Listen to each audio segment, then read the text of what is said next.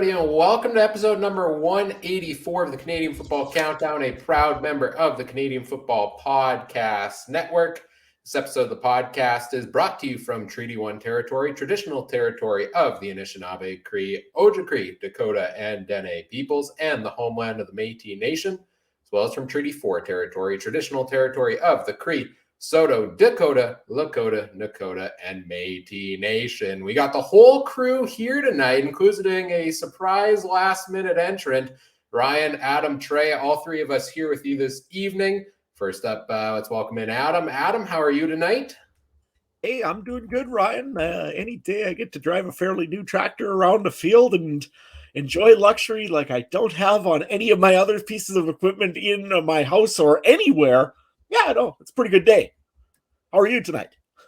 I'm doing well for the most part. Got some bad shoulder pain for some reason. That's got me a bit down. But hey, maybe a good evening of talking CFL football is just what the doctor ordered. And well, it's an extra special treat. We thought we were going to be without him tonight, but he just missed us too much. He goes away on vacation, but can't miss the pod, and I respect that. So joining us here this evening as well is Trey. Trey, how are you doing tonight? Fantastic. Had a beautiful day at the Calgary Zoo. Took the C train. Ready to talk some football. Going to the game on Friday here in Calgary. Should be a good one. I know Adam's probably going to be watching that one to see the playoff implications it has on his Rough Riders. But, yeah, I'm doing pretty good, man, in Alberta right now. Awesome. And, yeah, we're here live on a Thursday night for the first time this season. And programming note, it's going to be Thursday nights for the preview show the rest of the way. We've got a couple scheduling conflicts. It's hard to do all the fantasy and betting stuff when now the first games of the week aren't until Friday or Saturday. So, we don't get the info all out there. So Thursday nights, not Wednesday nights, the rest of the way here for us. And hey, guys, no matter how bad this show goes tonight, this is still going to be the most exciting Thursday night football related content currently happening this particular Thursday, because if you were watching Thursday night NFL football, yeah, it is a bit of a snooze fest right now. Is it that bad again? Yeah, let's put it this way. If you're watching this or watching the Thursday night football game instead of us, God, bro, just bless you, because I mean, you really, really like football. 3-0 going into the halftime, Trey.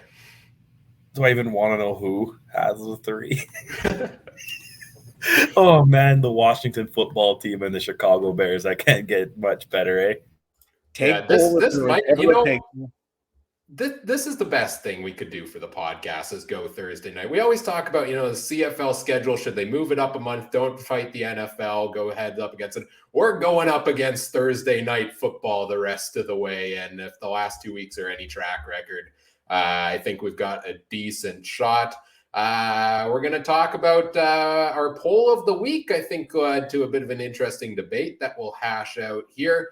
We'll preview each of the games for week number 19 in the CFL, talk our CFL fantasy options, make our picks against the spread, and also take your comments and questions in the chat throughout the night. All thanks to our presenting sponsor, Game Time TV, which you can learn more about at gametimetv.ca or by following on Facebook, facebook.com/GameTimeTVMB. Before we dive right into things, also like to take a moment to thank another sponsor for the episode of the podcast, which is Betstamp. There are so many different sports books out there these days, and each one offers you different prices on the same games to help you find the best value. Betstamp shows you all of the odds for all of the different sports books for a particular game. You can find the ones you like the best and make your picks according to that. And if you find a site you like, you can sign up for it directly through the Betstamp BetLink page. Link your accounts and easily track your wagers, get some analytics on them, help you improve your betting game. If you want extra insight as well, you can check out the commission-free marketplace on the Betstamp app where you can see the bets that others are making. And you get the guarantee through their verified bet tracking that the odds are verified and legitimate. You can find our consensus CFL picks we'll be making here this evening under the username CF Countdown Pod. You can also see Trey's individual betting endeavors over at Trey CF Countdown on there as well. Visit betstamp.app or download the app from your local app store. Make sure you sign up with referral code CFC. Let them know we sent you. It helps grow the show. And start using Betstamp today. Best of luck with your wagers. And remember, always bet responsibly. So, guys, let's get right into it and start off with our poll of the week this week, which was a debate that originated between all of us at about midnight a couple nights ago, a very late night heated discussion between the crew. And it all centers around the return of Nathan Rourke to practice for the BC Lions, a guy who has been out for a while, Hall of Famer Nathan Rourke, huge start to the career. Tough injury. Many thought he was done for the year. Now, all of a sudden, he could be showing up in time for the playoffs. There's talk him, Brian Burnham, and Lucky Whitehead could all be back by the end of the regular season.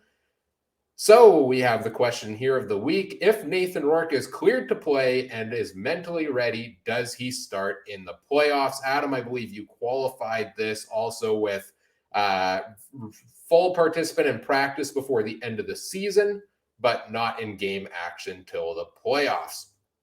We took the poll on Twitter. 87% of people said yes, Nathan Rourke should play in the playoffs. We got a couple of good comments to go along with it. But while I pull those up, let's get your guys' takes on this first. Adam, I believe you lean towards yes, so you tell us why. Yeah, no, I'm leaning towards yes because, I mean, I understand if you get hurt and all of a sudden you think you're going to lose everything because of it. Well, not really. My way of looking at it is if you're a GM and your guy is cleared to play, he's mentally ready to play, he plays. He's getting a CFL contract. He still can be earning bigger money. Let's face it, if you're a quarterback, you strive, you got to live for these opportunities to be a leader and be a starter in the playoffs and lead your team to victory. That's the main game of this. It's one game. If you've got Nathan Rourke, I think you've got a way better chance of winning a game than if you put in Vernon Adams Jr. or if you put in the any other quarterback for the BC Lions. So to me, yes, this is the option that you got. If you got Nathan Rourke, if you got Lucky Whitehead back, and if you got Brian Burnham back, play them all. You play your best team in playoff time, right? Yeah, I just wanted to take a quick moment to welcome in anybody joining us live during the intermission of MWJHL action on the Game Time TV network. So we're happy to have you here. Join us. If you want to catch the rest of the show later on after the hockey game, go search up the Canadian Football Countdown on YouTube or your favorite podcast platform. We do this twice a week. Recaps on Mondays, previews on Thursdays, talking a lot of CFL football. So we got your take there, Adam. Let's go over to you, Trey. You were on the opposite side of this one, and pretty passionately so. So why not? Why should Nathan Rourke not play in the playoffs? My definition is 100% clear. You know, we see guys play injured in playoffs all the time, right? So is he actually healthy 100%, or is he healthy enough to play? That's my difference of opinion. So if he's 100% without a doubt, okay, play the kid. But if he's like that, oh, I can play, but it's still sore, oh, maybe I shouldn't, oh, the doctor said maybe an extra week or two, then I'd say no, and a passionate no, like Ryan added, because do you really think he needs one playoff game against Calgary to prove anything more? Is that really going to be the difference? Maybe if he wins 3 in a row on the road, then okay, you could put him in that echelon. But I don't think his contract next year is going to be based off of what happens against Calgary in the West semifinals. So I think if I was, what did I say in the group chat? If I was his agent, I'd say find a hobby for the next 5-4 months and then just worry about football next year, man, regardless if it's south of the border or north of the border. But like you said, if he's 100%, then fine. I have no problem with it. Well, but again, it's so hard to debate 100%, right? I mean, talk to Cody Fajardo. For those games when he was hurt against Toronto, he said, I am ready to go. I want to play. Did the doctors clear him? Yes. So in that case, how do you tell your starting quarterback and the guy that could be the future franchise of your team, nope, you ain't going in there? If you've got any reason that he's hurt, or if your doctor says, then maybe you hesitate and you don't put him in. But if the guy says, I'm ready to go, the doctor says he's cleared and is able to go, to me, I think that you got to let him go. See, that's your point. You're saying I guess we're assuming we know Nathan Rourke, because my other side is I would, as a GM, if you said to the kid, I want you to go play even though it might risk your health, that could off-put a player. You know what I mean? It could. Now, Nathan Rourke looks like the kind of guy, like I said, I think we were months ago when he hurt himself, I think I was passionately in the group chat saying, look at that kid. He's got his helmet on. He's obviously not playing. He's obviously done for the year. He's still up there talking to everybody, and that's the guy he is. But I'm looking at it from also the money standpoint. If I'm his agent making 10% off of his income, I'm telling him not to play. But, if him as Nathan Rourke, every player wants to play. You're right, Adam, for the most part. But it's so tough. But again, I'm not. What I'm saying, Matreo, this thing here, it's not the GM's decision. I'm saying is Nathan Rourke saying that he's 100% and ready to go? Is the doctor saying he's ready to go? If that's the case, then that's a coaching decision, right? Not the general manager's decision. I don't think any general manager should ever step. And I know it happens, but no GM should really step in and say, "Hey, kid, you're playing." That's not the way it should go. In an injury like this, is the guy 100% ready to go and mentally ready to go, because that's a big part of this, is being mentally ready to possibly take a hit and be injured again. The second part is, right? Sorry, I was always going to say, do you think Nathan Rourke after 2-3 months off would even, you still think he'd be better than VA, who's been playing in game? Yeah, no, okay. I think he will. Okay, then I've been leaning more and more to yes. I have been. You've convinced me more and more yes, but it's still that whole. See, we talked about this with Collaros, with his head injuries. Should he have even come back in 2019? But to him, I'd say yeah, because he was 33 at the time. Not a lot of time left. This kid's 24 at best, 25. But I'm leaning more. Again, it's up to the kid. The kid's going to do what he wants to do. And you're right, it's not a GM decision. But again, when it's this kid, the GM does sometimes put his foot down when it comes to the Ovi of the team or the Crosby of the team or the Tom Brady of the team, and says, no, we're not going to do this because this is the guy who's going to be selling jerseys and tickets for 10 years, hopefully. But you're right. Yep, if they go and win the Grey Cup, I think that would even be even bigger than what Winnipeg did in 2019. So there's so many different layers to this. Like you have to take into account, and we've already amongst ourselves discussed all these things, right? Their chances in the playoffs. You got to face Calgary. You got to go and face Winnipeg. You got to go and face whoever's going to the Grey Cup out east. If you go all that way, it's a tough road to get there. You also have to take into account this future opportunities. If you're the BC Lions, maybe you're thinking you don't have much more Nathan Rourke. This is all you've got out of him. Is he going to go to the NFL? Is he going to sign elsewhere for a lucrative contract? Is he going to be more likely to sign at some Saskatchewan, Adam says? Is he going to be more likely to sign somewhere else if he is 100% ready to go and you say, no, we're going to keep you out and go with VA, right? And at the same time, then the other layer is, is his NFL shot hurt if he doesn't come back, because there's the question marks around his injury. Whereas if he can come back, play a dominant football game, okay, people are back on the Nathan Rourke train. So I think there's so many different layers to this that I don't know if there's a right answer. I lean towards yes as well. I think he's, the best quarterback in the league, arguably right now. I think he gives them the best chance to win as well. And if he's healthy and ready to go, he's at this point in his career, he's going to want to go out and prove his shot, whether it's for the BC Lions going forward, for another CFL team, the NFL, whatnot. A couple other comments we got over on Twitter from this poll as well. Chris saying, why not? Before injury, he was very effective. Adams Jr. is a worthy quarterback, but Rourke has to be given a chance to lead this team from where he left off.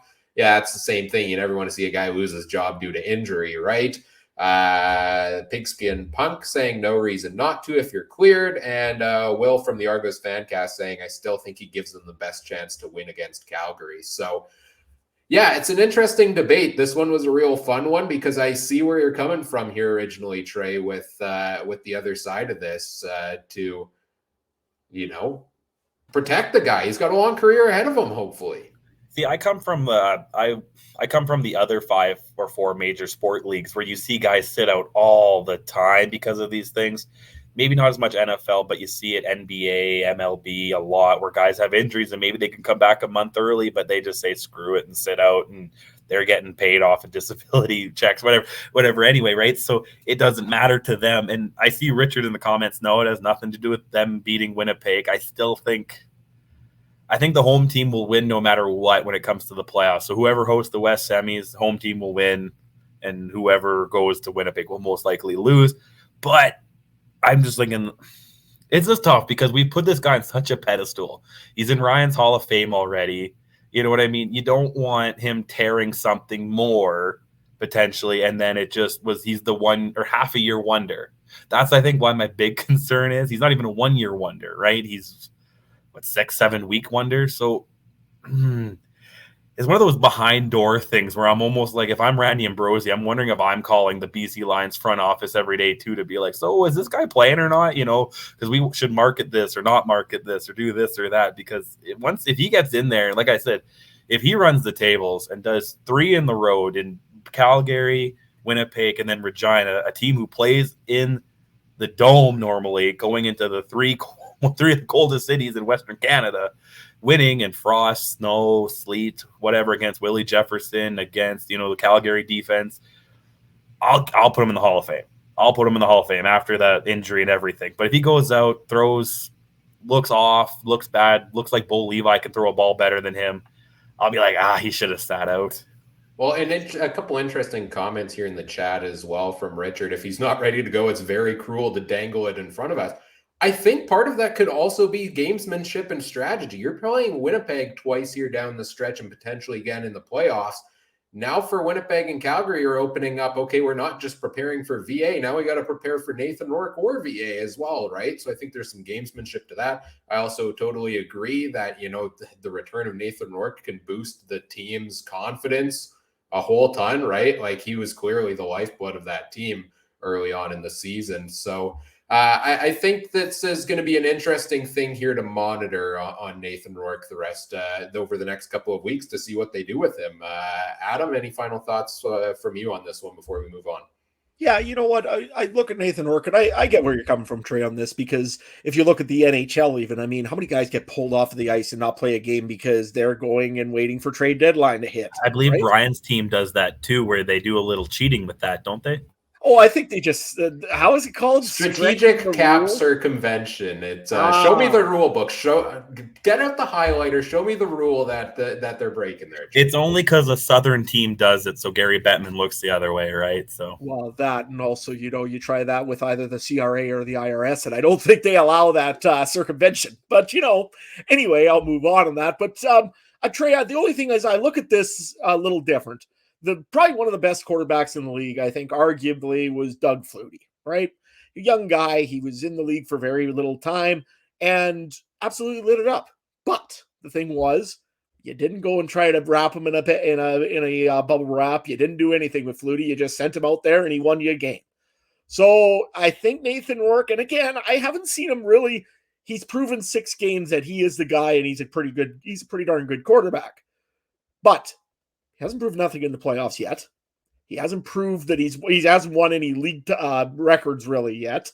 I mean, has a couple individual records, but nothing for serious amounts of big records. He should have probably, if he would have played a whole season this year. You never know. But he hasn't done a whole lot in the CFL yet, in all honesty. And he hasn't won that big game either. If you want to remember, Winnipeg beat BC the first time they played. So Nathan Rourke, I know we've been praising him and putting him in the Hall of Fame and getting him ready for his induction ceremony and all. But maybe we got to pump the brakes a little bit on that and let the kid go and earn his merit a little bit. But again, if he's healthy, I'm not saying do it if he's not healthy. He's still in the Hall of Fame no matter what. I'm sorry. I know you want to go to the previews, but can I just make a slight tangent? Speaking of Doug Flutie, how does The Simpsons market the CFL better? Like, how does The Simpsons do that? Like, they've made so many Canadian references. Like, there's the back to Winnipeg. They go to Winnipeg to steal prescription drugs or something. Lisa goes to Ottawa, meets Trudeau. Like, there's all these great Canadian references, and the CFL pops up multiple times. How does that happen that the the Simpsons does it better? Why is there 250s? Oh, dang, I made the CFL field. That is comic gold. Shut up, Flutie. I don't care if the writers are Canadian or not, or one is. That's marketing gold, man. And like the CFL, like again, if I'm Randy Ambrosie, I'm calling whatever 20th Century Fox or Disney or whoever owns the Simpsons now and being like, man, can we do more of this? I will do anything to get more of this. It was incredible. I mean, I've never watched an episode of The Simpsons, I'll admit, but I loved it. That was fantastic. It all started with that CFL draft one from a few years ago, right? Like, or something. And just every so often, a great CFL reference comes up. Even Family Guy made a reference, and they always kind of crap on us, but it's still a good reference, right? Like, you know what? Any exposure with that kind of stuff, and especially with like a major thing like The Simpsons, how the heck are you not doing this all the time? And then they want to do it, and they throw a guy in like Flutie, right? Like, you know, anyway. I love that time when they're like, oh, well, we're back to Winnipeg. They're all loading a bus ready to go, and it's the Winnipeg Blue Bombers on the side of the bus. Then they win the Grey Cup that year. I mean, come on. I've only heard Winnipeg twice on TV, and there was an episode where The Office went to Winnipeg, and that was unreal. And other than that, Simpsons, man. Like, who goes to Winnipeg? No, we're born here. Nobody comes here. We're just born here, right? That's the saying or something like that. All right, let's talk about the game previews for this week. And we got a rematch, first of all, the Montreal Alouettes and the Ottawa Redblacks in Ottawa, with the Redblacks trying to keep their season alive once again this week. Montreal, I think, trying to get a win to clinch a home playoff game here. Adam, what's the major storyline for this game for you?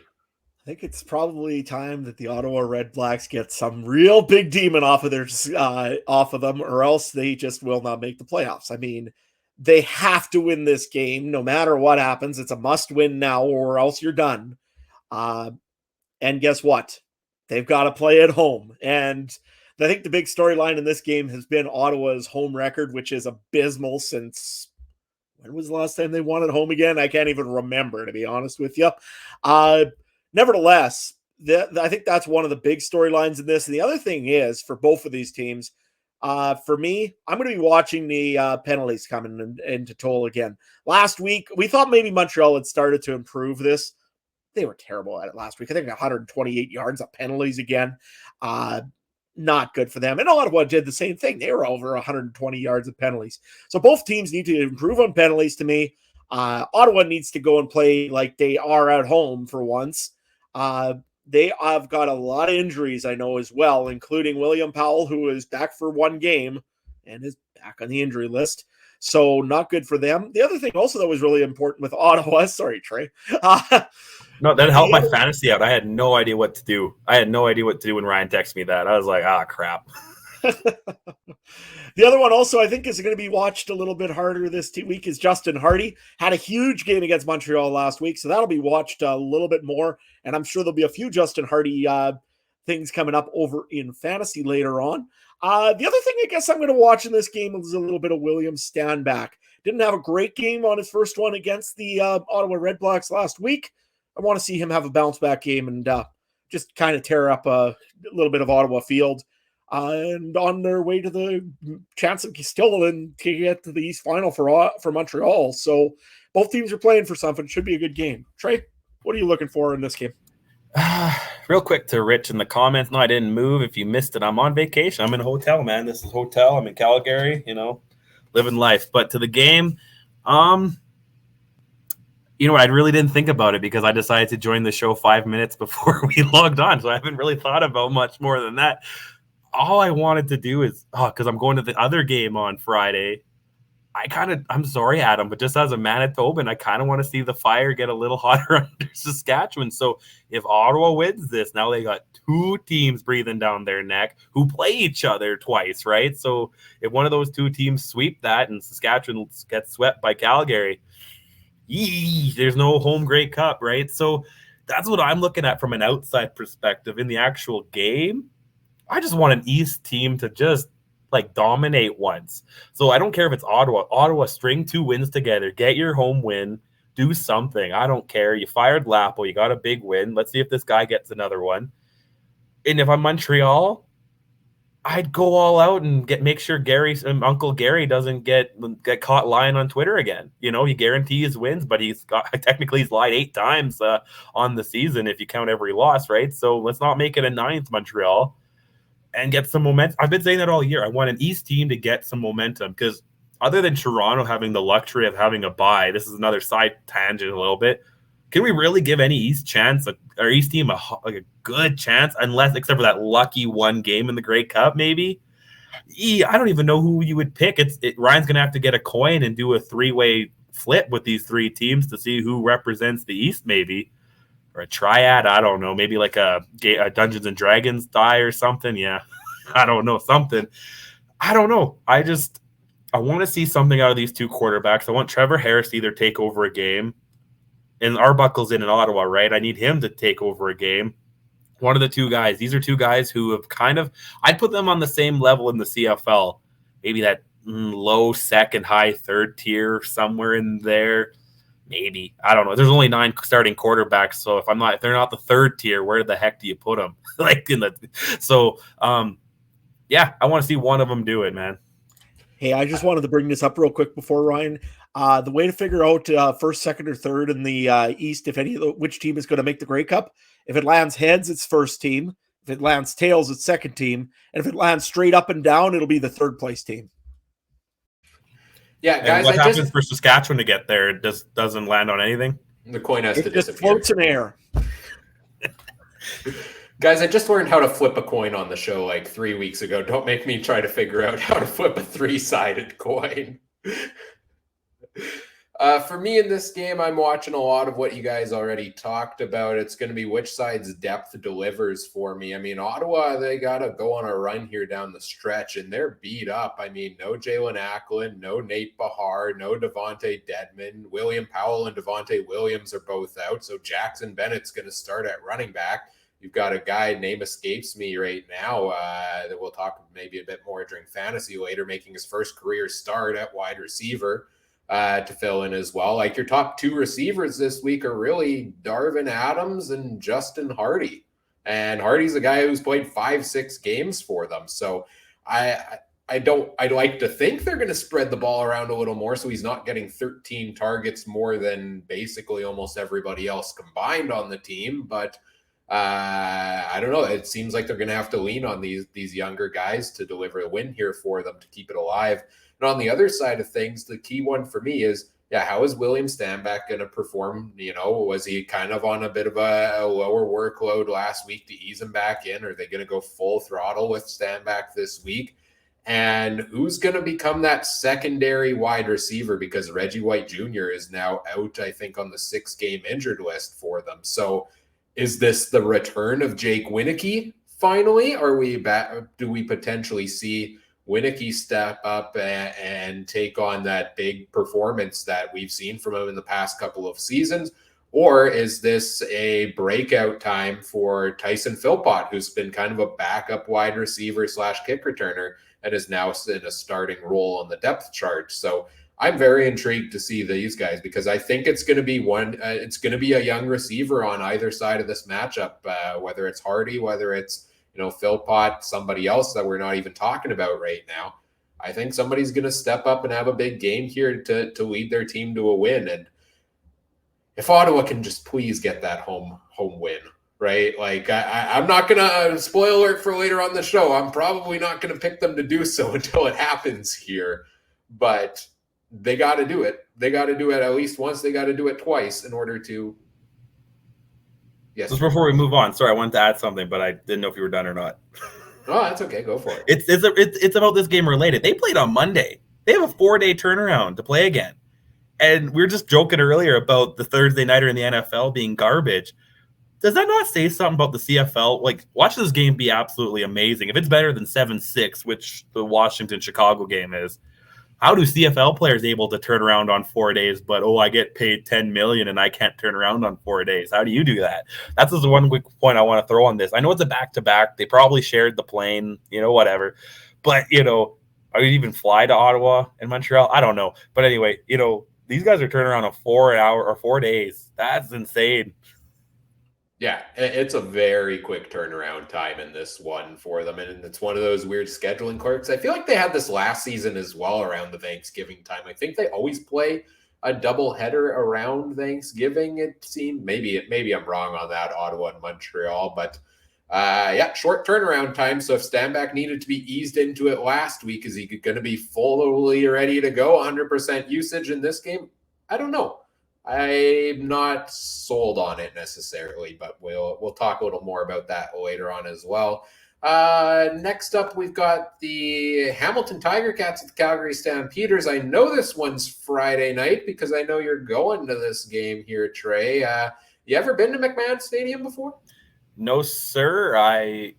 As long as I actually go to the game, I just got one more stadium in the West to go to, and that would be Commonwealth. So pretty excited about that. So never been to Old Mosaic. I wish I could say I went to a game at Old Mosaic. Like I said, I just was able to pee on it before it got tore down.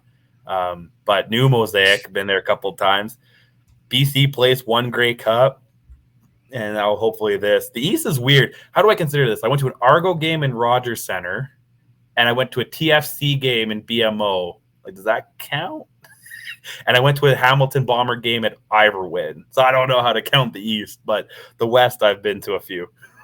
Yeah, no, I know. I went to the old Winnipeg Stadium. That was interesting, Canada Inn. Then I've been to IGF, and I love Canada Inn. I missed that. Actually, my girlfriend, if I was driving down by Polo, and I was like, the old Bomber Stadium used to be right there where the old Target is. She didn't even know what Target was there, but there's a Canada. I was like, yeah, Canada Inn Stadium's right there.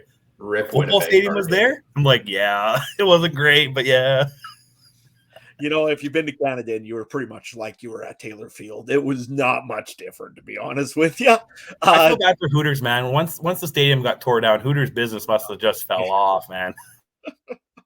But yeah, I've been to McMahon before, and last time I think I was there, I'm not allowed to talk about that game ever again, my therapist told me. Anyways, yeah, you know which one, Trey. You think about that. Anyways, yeah, we don't need to tap our head either. This game here, speaking of, let's face it, this one has huge playoff implications this week. Hamilton found a run game somewhere during last week. I don't know where they found that, but Wes Hills looked really good. We'll see if Hamilton decides to do this again. Going to be very tough, though, against that Calgary defense, which has been very stingy over the last few weeks. So that's what I'm going to be mainly looking forward to in this game on the Hamilton side of the football. And on the Calgary side of the football, I want to see them do like Winnipeg just did. I want to see them absolutely take it to a team. This would be a great game for them to take it to a team. Not saying anything about why, but, it would be nice if Calgary absolutely just laid 48-0 on Hamilton, took all momentum out of their sails so they never win another game all season. Yeah, I'll go with that. But no, really, in all honesty, I want to see Kadeem Carey kind of really dominate the line of scrimmage and make some really big plays. And I'm also looking to see if Calgary can just get some more momentum going over on the receiving side of the ball. Yes, Jake Maier has done a pretty good job of managing the football, but I think he needs to work with other guys that aren't named Malik Henry a little bit. He needs to get some balls. Maybe he can get Kamar Jordan somehow going in this game. Both of those guys are actually out due to injury. So it's a lot of younger receivers. Like you got Sean Bain in there. Odin Dukes is in there as a starter. Hakuna Vanu. So a lot of younger names in there. Yeah, so that's the other thing, though. If you're going to be the new quarterback of the Stampeders, work towards getting some of your younger receivers going with you as well. He was relying a little bit heavily. I had always thought of Malik Henry. I know you said he's out this week. But again, get some more momentum with some other receivers, get some chemistry built, because you're in about 3 weeks, you're in the big trenches, and yeah, it's playoff time. So nice to see Jake Maier get some big points this week. And like I say, the other thing is Calgary, I want to see them just dominate a team. It's the Ticats. The Ticats did not look good in a must-win game against Saskatchewan last week. Yes, they got it done, but they didn't look good last week. So I'd like to see Hamilton maybe again. They're good at running the ball. They still have a rash of injuries over on the receiving side of the football, so that's not good for them. But that being said, let's see Hamilton try to get some more momentum going with the run game, get Dane Evans somehow going, because Dane Evans had a terrible game last week. Even though, again, they got the win, it was bad. So that's what I'm looking to see in this game here. Ryan, what are you looking at in this one? I'm going to go out and make a bold claim right now. If we look at the stat sheet after this game and Wes Hills has 20 or more carries in this game, I will pick the Hamilton Tiger Cats to represent the East Division in the Grey Cup this year. Because I think that's the exact model they used last season, right? Last season, they had no run game all season. They put Don Jackson in, fresh legs down the stretch, cold weather football games. And he ran all over teams, and they used him in the run game. They used him in the pass game, and it just took their offense to a new level down the stretch last season. I think they're following the exact same model here. And I said this was going to happen earlier in the season, I think, as well, that this is what, or not necessarily that it was going to happen, but I was going to hope for this to happen. So, yeah, I'm high on what they did with Wes Hills last week. Dane Evans didn't have a great game, but he didn't need to because they ran the ball. They finally found the balanced offense. You don't need him to throw 350 yards and 3 touchdowns if you run the ball. Look at the Bombers. Zach Collaros, yeah, you want to debate the merit of his MOP season. He's thrown, 300-yard games because he doesn't need to, because Winnipeg runs a balanced offense. And same thing with Jake Mayer and Kadeem Carey over in Calgary. So that's the big thing for me, is give Wes Hills the ball. And I think the Ticats can be as good of a team as anybody here down the stretch. So that's the big key for me. On the Hamilton side, on the Calgary side, they came in, they had the bye week. They're coming out of the bye week. Calgary is always good coming off a bye. They held Toronto to 2 points going into the bye week, the team that is the class of the East Division. So this is a defense that's made a lot of big plays, but I think has also kind of given up a lot of big plays at times this season. So as much as you talk about the receivers stepping up for Calgary, I want to see if they can do this again, because that's my biggest concern. If I look at the field of Winnipeg versus BC versus Calgary out west in the playoffs, my biggest concern for Calgary is that defense that hasn't looked fantastic at times this year in big games. So come out of the bye week and show me you can do it again is the theme for me for both of these teams. What about you, Trey? Yeah, I'm going to take what you said and even what Richard kind of said in the comments about if Hamilton and Montreal get their run games going, watch out east. I'd be less shocked if Hamilton or Montreal made the Grey Cup than if BC Calgary did. And I'm only going to say because the West is going to beat up each other. I would be surprised. I wouldn't be overly surprised if one of those two teams ended up beating Winnipeg, but I would be less surprised if either Montreal or Hamilton ended up beating Toronto in, BMO. But I just want the East to do something, and this is the game. I would be really surprised. I think what the line was 7 or 8-ish. We'll talk about that later. I'll be surprised if Hamilton loses by more than that. This is a must-win game for them. And again, I'm not trying to be a Blue Bomber fan. I just want 1 year where 3 East teams actually make the playoffs. Let's actually have 2. If you want to have 2 divisions, make sure the East division's actually competing. So, but looking at the game, I want Dave Evans to do something, keep that run game going. A couple injuries on Calgary, like we were saying. I'm not sure about Mayer. I mean, he's been okay, but is he really going to be Bo Levi 2.0? Probably not. What did he get? 200,000 was his contract, roughly, something like that, or was that Corns? I thought it was 450,000. He got 450 for Jake Mayer, I believe so. Yes. Oh, I'm done. Okay, I'm done talking. I don't want to talk no more. I can go out there and throw like he does. Can I get 450,000, man? Okay. I've never seen you throw a football, Trey, but I don't know if you can throw quite as good as Jake Mayer. He gets 450. He's been good. He's been good for the Stampeders. He's been the best quarterback on the roster all season. He unseated Bo Levi Mitchell. 450. I was thinking, I thought Nathan Rourke would get 400, 450. 450. Nathan Rourke's going to get what? 700,000 then?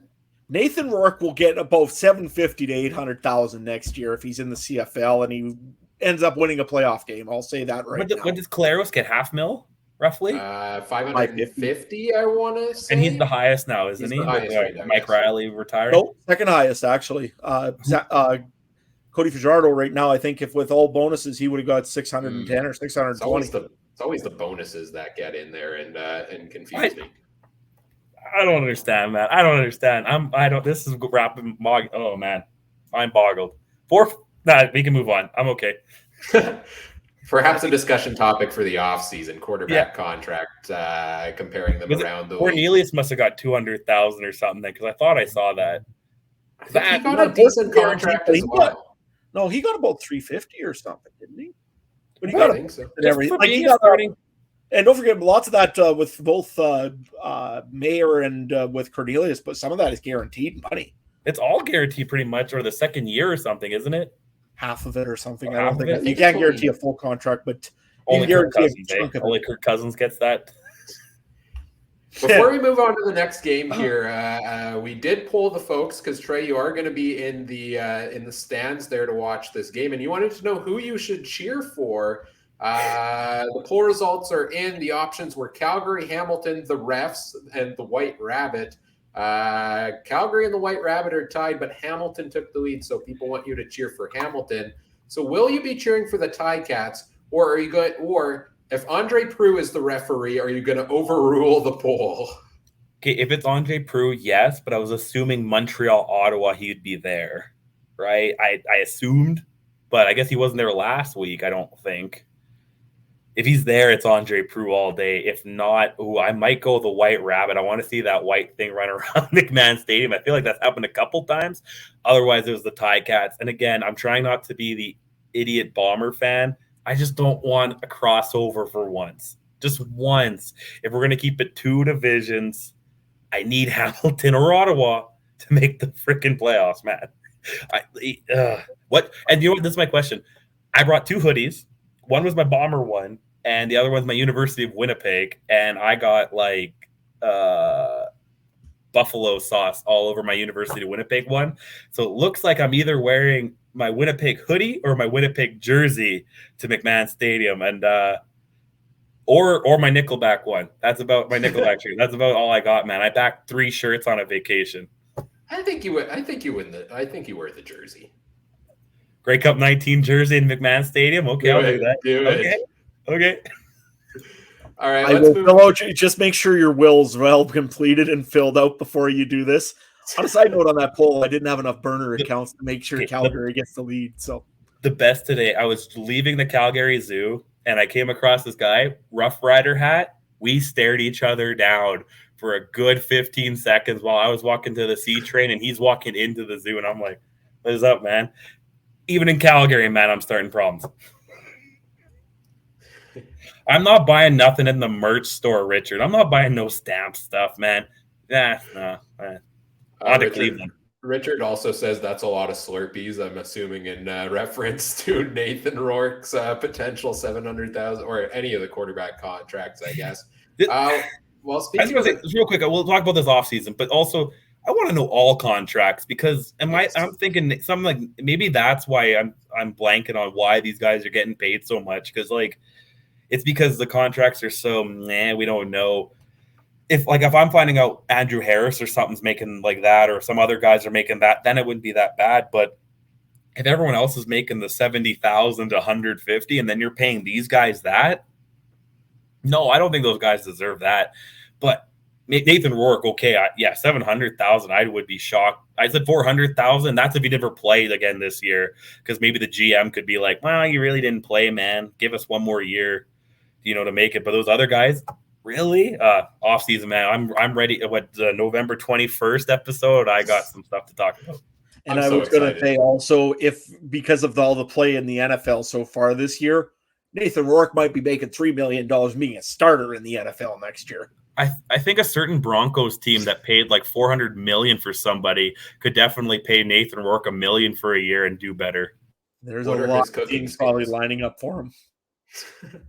Well, let's talk about a quarterback that recently signed a new contract, and that's Taylor Cornelius and the Edmonton Elks, who are hosting the Toronto Argonauts. Have the Elks officially been eliminated from the playoffs at this point? I don't think so. I think Are we sure?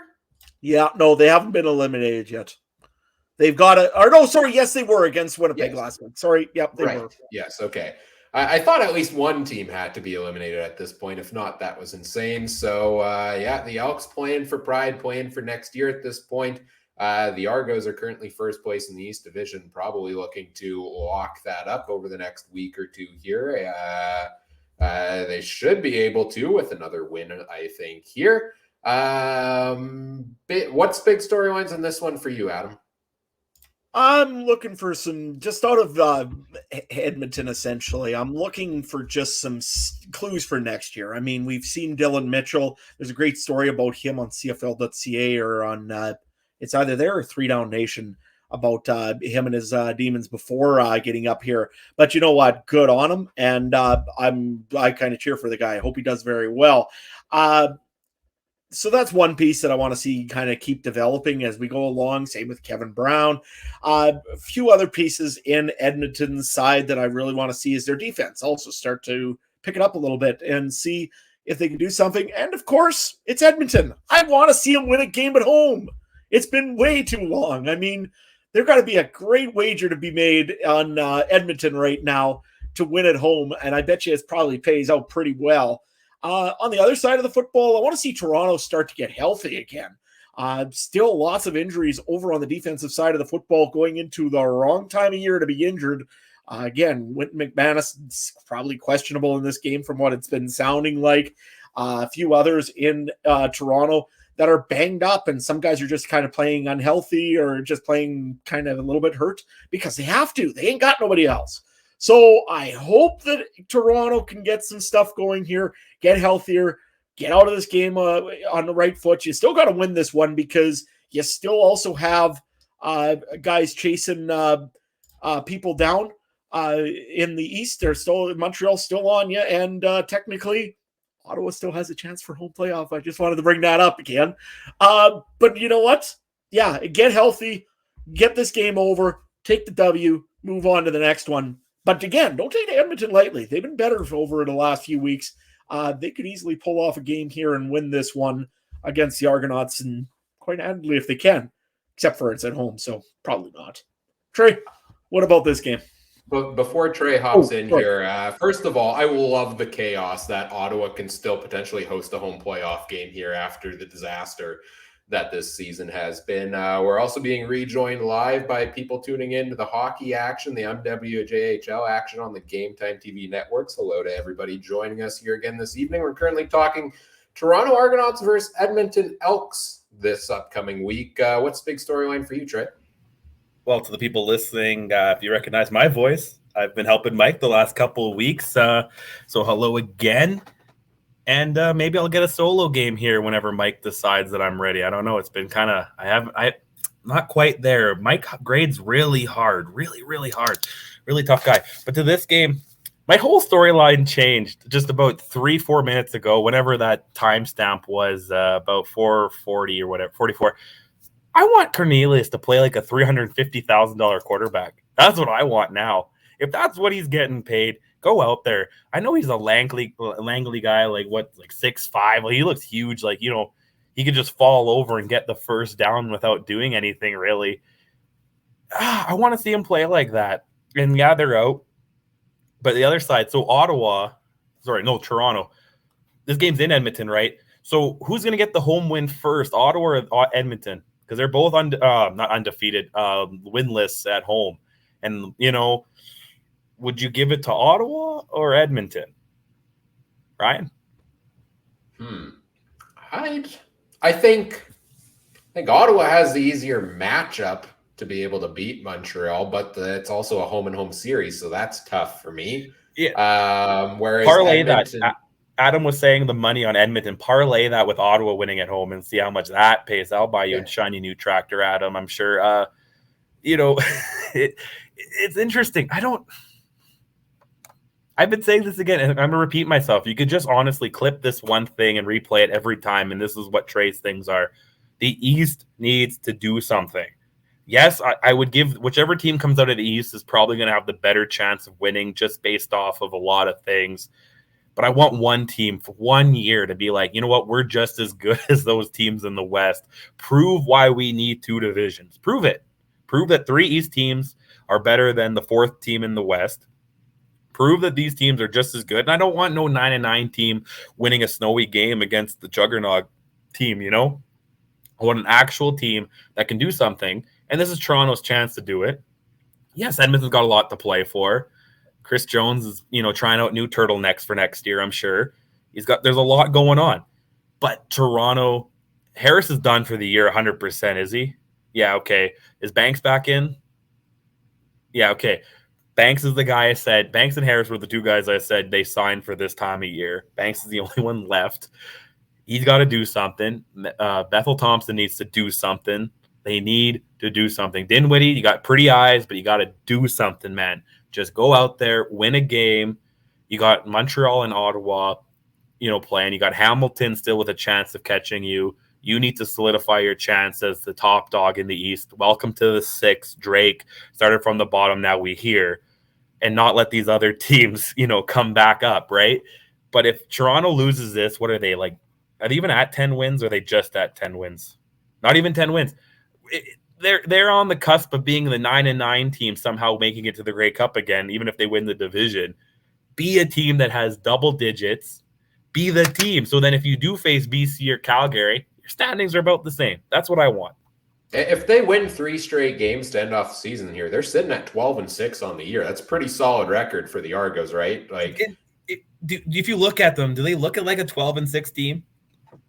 I'd say for the most part, they look similar to the Winnipeg Blue Bombers, who are 14-2. So really, okay, that's fine. Okay, I wouldn't put the East quite there yet, and Toronto's included in that. But I don't even know contracts apparently, so don't ask me. I know like contracts. I was just going to bring up Taylor Cornelius's 2023. He's paid $106 for signing the contract this year, but it's counted for 2023 contract year. And then 238 in hard money. So 245 he's getting paid. So sorry, I'm $5,000 out. Unacceptable, Adam. No, it's pretty good still. For Toronto, just to clarify, Toronto, I think for the bulk of the season has looked Winnipeg-esque to me in terms of a kind of sloppy football team that's still come out more often than not on the right end of the results. Last couple of weeks, I think it's trended in the other direction where the Bombers have put strong games together. So I think they've separated that a little. But I like Toronto out east. I mean, 9-6 record at this point. Like I said, 3 wins to get to 12-6. That's a respectable record, I would say. That puts them probably in competition with BC and Calgary for the second best record in the league if they can do that, which is exciting there as well. But big story for me with Toronto is the MOP for Toronto Boris Beattie, because it almost seems like every single time their offense gets rolling down the field. McLeod Bethel Thompson threw for 352 yards against BC last week. They put up 1 touchdown through the air and then a Chad Kelly 2-yard plunge. Boris Beattie kicked 3 field goals again. We've seen him kick 4 or 5 field goals a game frequently this season because they put the yardage up, but they just can't get the ball in the end zone. So you're now facing an Elks defense that's one of the lower ones in the league. We saw Winnipeg put up 3 touchdowns real quick against them last week. This is an opportunity, if any, for McLeod Bethel Thompson to start getting those touchdowns on the board this week, I think, for the Argos here. So that's what I'm watching on that side of the matchup. On the Edmonton side, yeah, it's just who's going to step up and be a player for next season. And I'm excited to watch Dylan Mitchell play football, man. Like, this is now, 5 straight games with at least a 35-yard catch for the guy. Last week it was a 59-yarder. He put up another 100 yards. You know who he reminds me of? Bryant Mitchell, a guy who was turned into one of the top receivers in the league for the Edmonton Elks 2-3 seasons ago. He actually, then I think he went off to the NFL for a shot, got injured there, signed back with Winnipeg, I think maybe during the pandemic, but didn't stick around because he had other career options for him. But that was a guy who came onto the scene late in the season and took over a monstrous role. This guy has started, 6 games so far for the Elks, and he's at 548 receiving yards on the year. Like that's pretty solid on a football team that we don't consider to be the greatest offensively. So that, for me, for a team that has no playoff odds going out here, I am just looking at,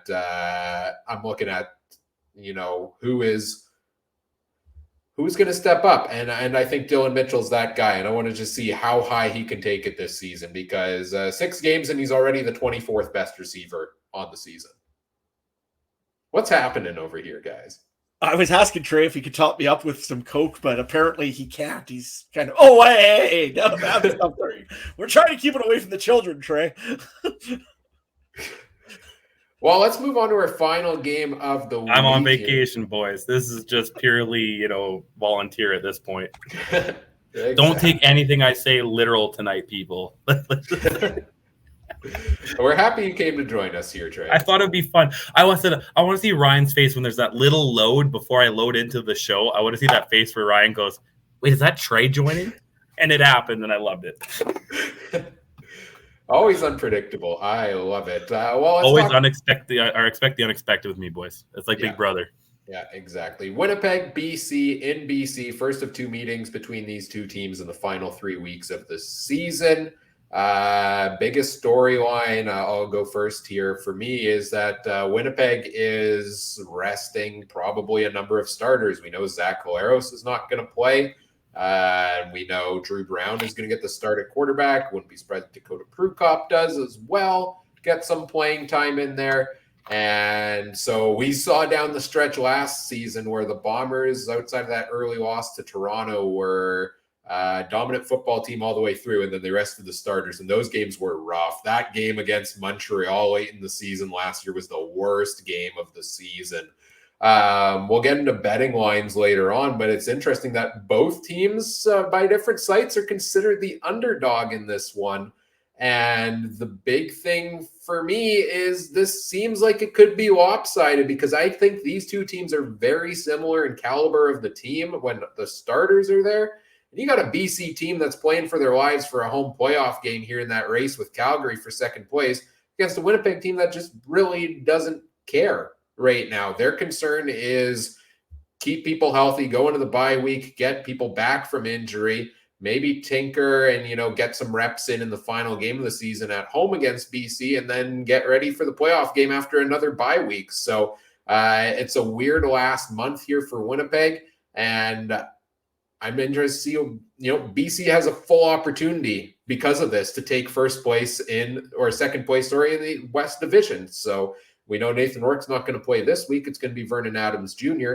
What does he do with potentially his last opportunity? This is a guy that's bounced around a number of different football teams over the years, and every time we think he's going to be the starter, like, you trade for Trevor Harris in Montreal and he takes over the starting role? Like, are you kidding me? Like, Vernon Adams is the worst luck, almost outside of Nick Arbuckle, of any quarterback in the CFL. And well, now both of them at least are getting a start here.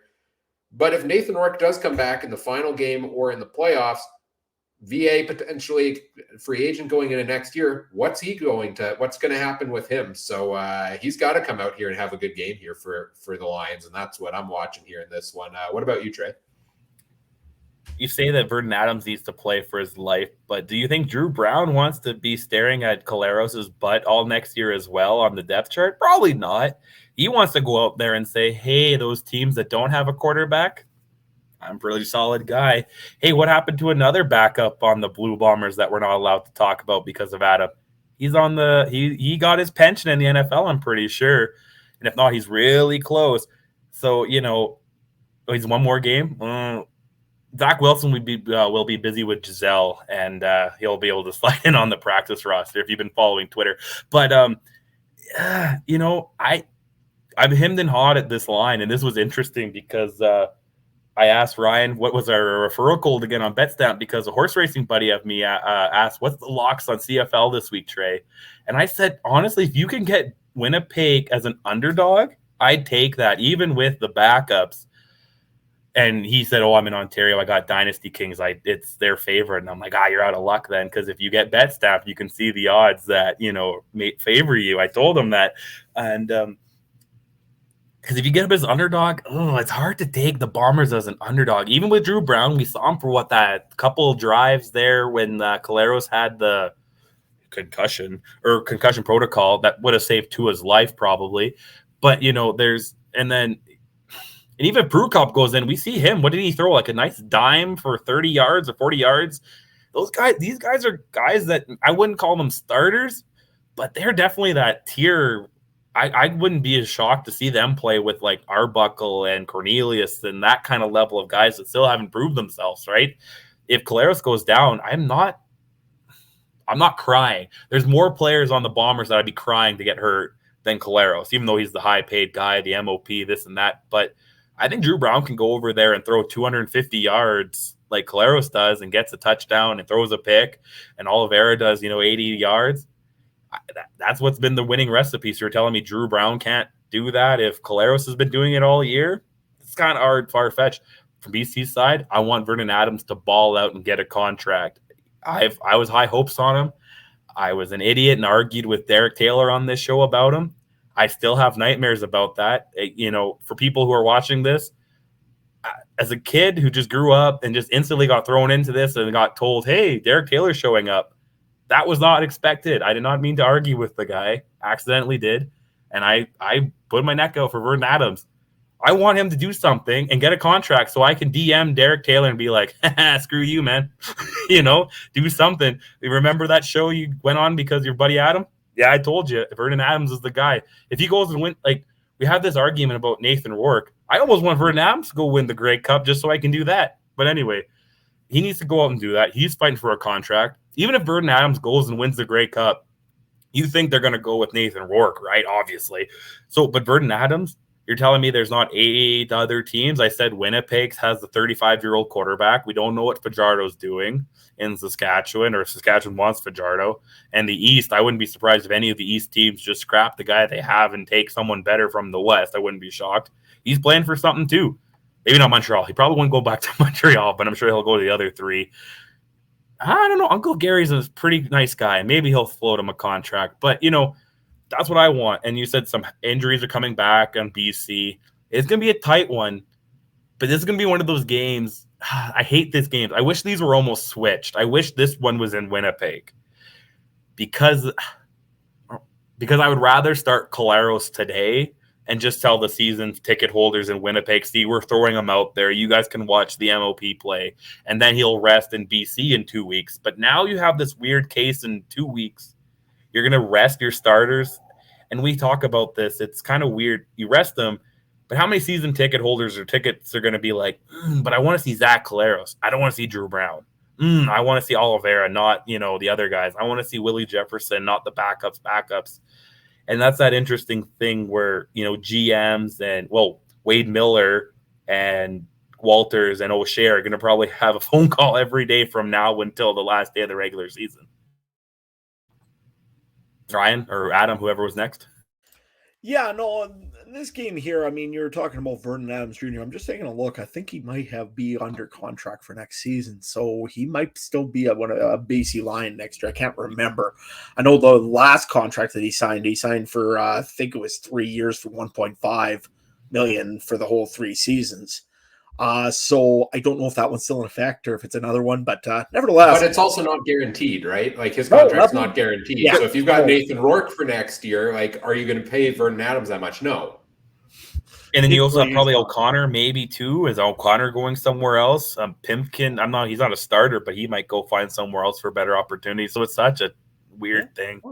Yeah, that's the thing, and that's why I don't like 1-year contracts in the CFL, because you never know who's going to be anywhere, anytime, anywhere. Like, it's just weird. So it's fun in February, not fun the rest of the season. Absolutely not. Exactly. So, and then if you're a CFL fan, this is a diehard, and you want your quarterback to stay, more than 1 year, so you can buy yourself a nice looking jersey. It would kind of be nice if they're there for more than 1 year. Anyway, on this game here, what I'm looking at is 2 things. One, we know how you thought, Trey, about Nathan Rourke possibly going and playing and getting injured again. How long do you play Dalton Schoen in this game here for the Winnipeg Blue Bombers? I mean, he's been an absolutely pivotal part of the offense this year. And it doesn't matter on the score, or what do you do here? Because in fantasy, that could be a huge issue if all of a sudden Dalton Schoen or Nick Dembski get pulled fairly quickly in this game. Trey? That's why I said I wish these ones were switched. I could justify them playing in Winnipeg. Like I said, you want the season ticket holders to be happy. You want that casual fans to be happy. Look, we're putting Collaros out there for a half, Schoen for a half, and then when they get up, well, they probably won't maybe against BC, but they get up by 10 or 20, then just, scrap it, right? And then now it's Drew Brown and Orange Leary and, everyone else. And they'll even say, hey, Trey, do you want to come play O-line for us for a little bit? Because we don't want to risk anyone else. Nick, I will always say yes to a beer, man. DM me. If you know my Twitter, DM me, and I'll find you. But anyway, he'll buy me a game. At the Lions game? I'm not at the Lions game. I thought that was the Stamps one. My bad. But I wish these games were switched, right? Because then you could justify them playing them in Winnipeg, right? But you can't justify playing them in BC place. I hate it because the only person I ever take out on Madden is a starting quarterback when you're up by a lot. And maybe the running back if you got a guy like, top one. But I know Madden's not real life.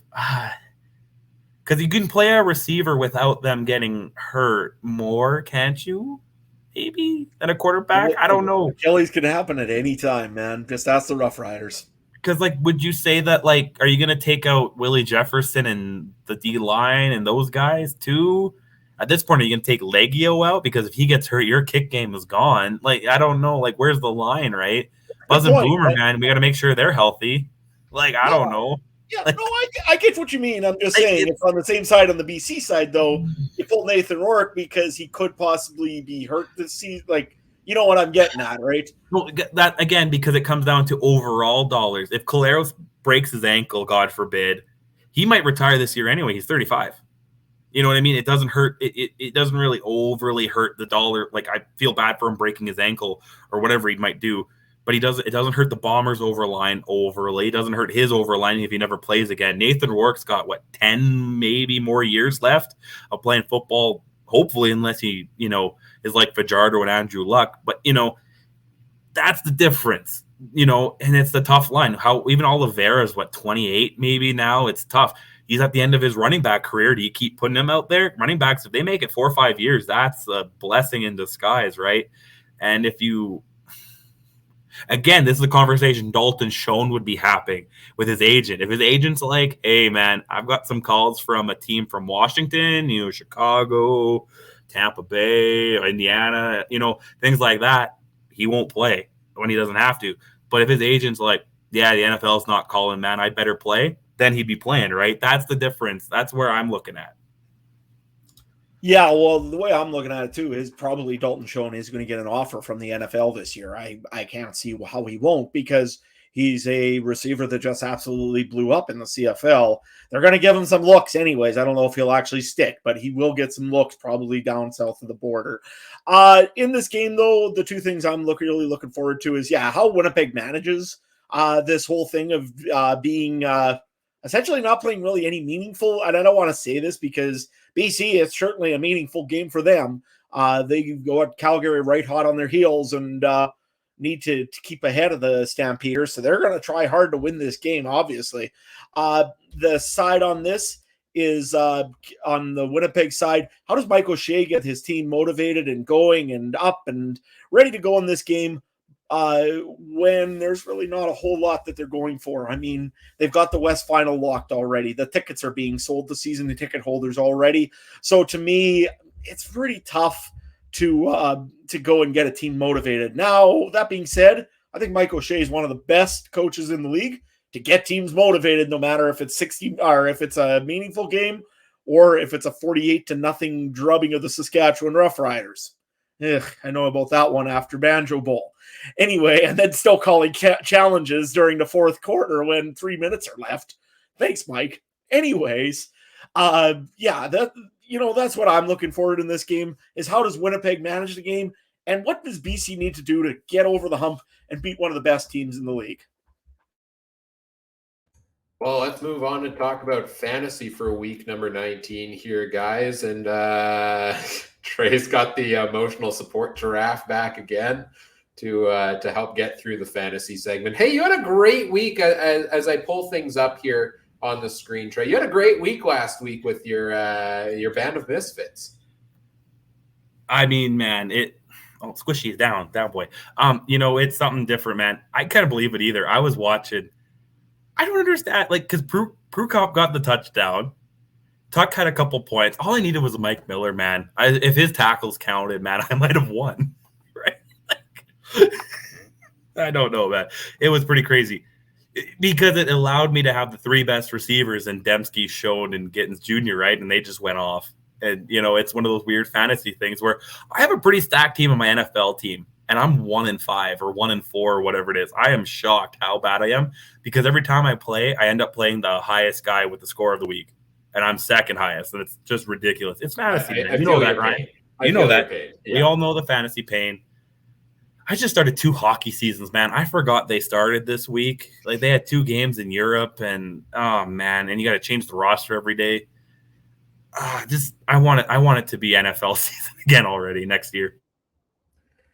Well, CFL Fantasy League matchups for this week. I'm the only one left with a matchup in the CFL Podcast Fantasy League. Adam, unfortunately, you lost last week. Trey fell just short at the end of the regular season.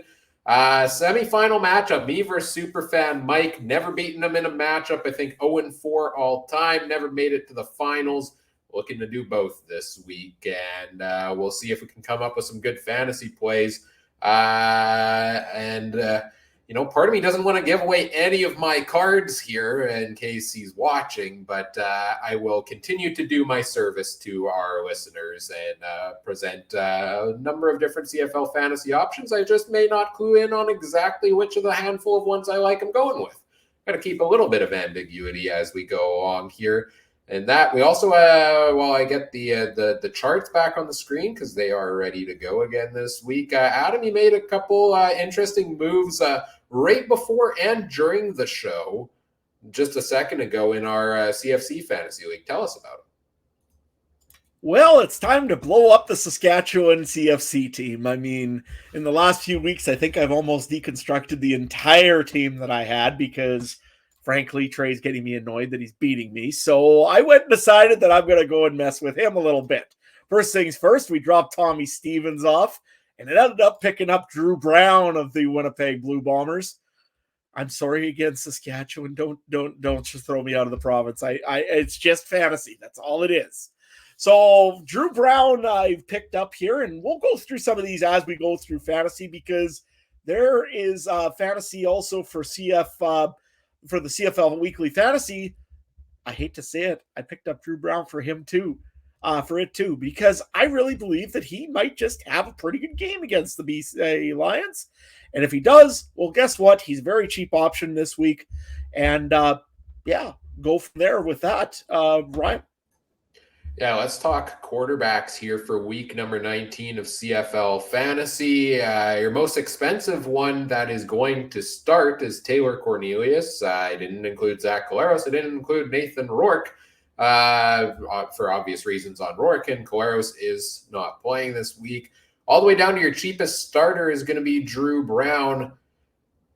This week, I don't love Cornelius at the price because he's facing a tough Argos defense. I'll say that right away. Then you're looking at McLeod Bethel Thompson against that Elks defense. He threw 350 yards last week. If you think this is the week he could get some more touchdowns on the board, you're looking for about 23 points out of him. He's averaged 15 in his last 3 games, so a bit short of that. But that's with not many touchdowns. If he adds those, you're getting there. Trevor Harris against Ottawa seems like a decent matchup. He's good for a solid floor, but doesn't break out for big games too often. Nick Arbuckle, despite what I thought was a good game for him in the win last week, only actually put up 9.4 points. So I'm kind of still down on Nick Arbuckle, especially with all of the guys who are out due to injury. You mentioned Drew Brown. It was an intriguing one when I saw that he was starting this week. He's $7,000 in fantasy football. It's an intriguing play there on Drew Brown. But how many starters are the Bombers resting versus the BC Lions? If it was a drastic price difference, I'd do it. But Vernon Adams Jr. is only $715 more expensive on a team that needs a big win here in their home playoff game hunt against a team that's resting a bunch of starters. So if you're going for the cheapest quarterback play, I'm spending that extra $700 probably to go Vernon Adams Jr. here over Drew Brown. But why do you like Drew Brown here? You mentioned you had him in your lineup there, Adam. I know I muted myself. Nevertheless, I like Drew Brown for a couple reasons. One, he's still going with all the starting receivers with the Winnipeg Blue Bombers, and again, that's Dalton Schoen, that's Nick Dembski, that's I can't pronounce names today. Apparently,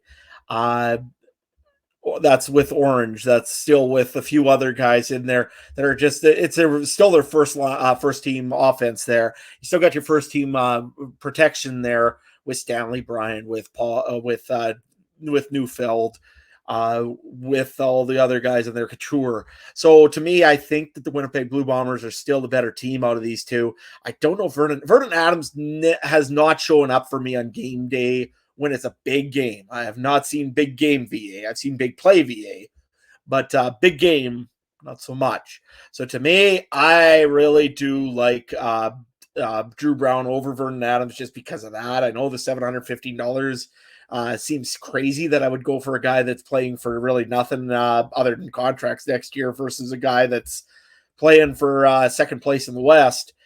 But that's my reasoning. I don't really think Vernon Adams shows up on big games, and I'm sorry, Richard, in the chat, because I'm sure you're about to tell me where to go with that. But nevertheless, I don't have much faith in Vernon Adams in a big game. He's at home, but even then, I'm not very confident in Vernon Adams. No, I agree. My three top picks would be Vernon Adams, Drew Brown, or Dakota Prukop, and I lean away from Vernon Adams for the exact same reasons Adam said. And Richard, oh man, bachelor on vacation. I'm sorry, the wife and kid. One kid is here. The other three had school, so couldn't come. So no bachelor vacation this week. Love you, baby. Anyway, but back to fantasy. I'm between Drew Brown and Dakota Prukop because the only reason I lean to Prukop is they're probably going to put him on those third downs and shorts. They're probably they already run some gadget plays already on him on those second and medium short, I want to say 4 and less kind of plays, and they might go heavier on that now with Brown in. Might test some things out for playoffs. So I'm between the two Bombers quarterbacks there. I'm staying the heck away from anyone Dane Evans and up. I'm not wasting $8,000 on a quarterback right now. Yeah, Prukop. No, that's it. No, sorry.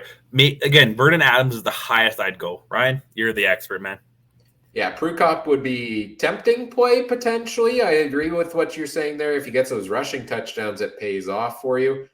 It's not one I'm playing in a semifinal matchup in a playoff game. I'm not taking that chance. I think there are a ton of great value plays at running back and wide receiver this week that, even if I'm going to save money, I'm going to go with the guy who's been the starter. And I know I have that level of confidence in, right? So, but there are a lot of good options, I think, available here as well. How about for running back here? We've got Kadeem Carey as the most expensive starter at $88.89. All the way down to the cheapest one for the week is Jackson Bennett, who gets the start for the Ottawa Redblacks here this week with Powell and Williams out due to injury. A couple of question marks potentially currently on depth charts and stuff along the way. Adam, what do you have at running back this week? I'm going actually for the most expensive guy and the least expensive guy in this week. Kadeem Carey, I think, will have a pretty good game against the Hamilton Tiger Cats. They didn't see much against the Saskatchewan Roughriders, and that's namely because Saskatchewan didn't really have a running back in there. They had Jack Cooper. It was a ragtag of misfits in Saskatchewan. So I have a funny feeling that Kadeem Carey is going to come out and really play a pretty good game in this one here. On the other side of the thing, Jackson Bennett, he's Canadian. I think that he knows that he can run the ball very well. If you want to know, in CFC, while the show was going on, I picked him up because I had Keenan LaFrance, and I think he's on the 6-game injured list. So I said, well, why not? So I've got Jackson Bennett this week. And the other reason is Montreal's defense, traditionally, if you can get a running back to actually go, he goes pretty well. So they didn't have no luck with William Powell last week. Jackson Bennett doesn't have any film really on him that I know of. So to me, I'm going to go a little crazy, I know. But again, I'm playing for mostly the lulls right now. Jackson Bennett and Kadeem Carey is my choices this week. Trey, you want to run through our running back choices? Wes Hills and Greg McCrae, and I'll stop there. He'll stop there. He says no more. Because Wes Hills had a great game, and I'll try hard to get the after-game interview with him for the show. I'll go stand by the end zone and be like, hey, man, you want to do an interview for the podcast? He'll probably say no, but that's okay. I'll try. And then McCrae, he gets those weird plays. You know what I mean? He'll get those weird sweeps and this and that. And because he's now as a running back, everything he does at receiver also counts, right? So, he gets those too. And only 3,500. And, like Adam said, how long do you guys like Schoen, Dembski, Orange Leary, or whoever else? Because I'm convinced that if Ellingson comes back, where does he go? Who does he take out? You know what I mean? Like, who does he take out?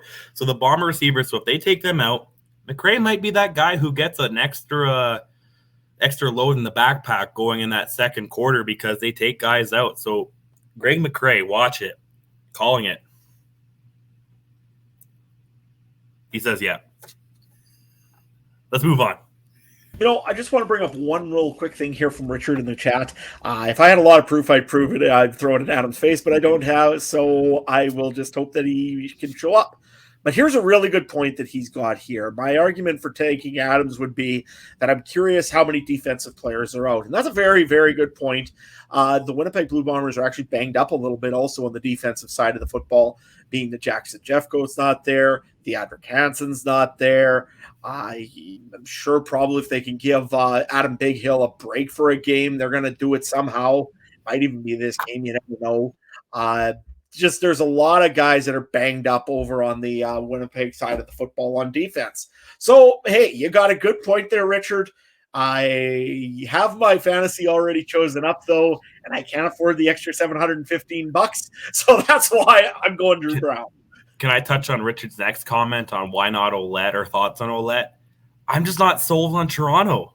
You know what I mean? There's no team in the East I'm super, super, super sold on, right? Like, and he's been that weird guy where if he gets the passes, yeah, he'll get the points. But if he's not getting the rushing points, right? So I wanted to take Ouellette. Where is he at? 55, 47.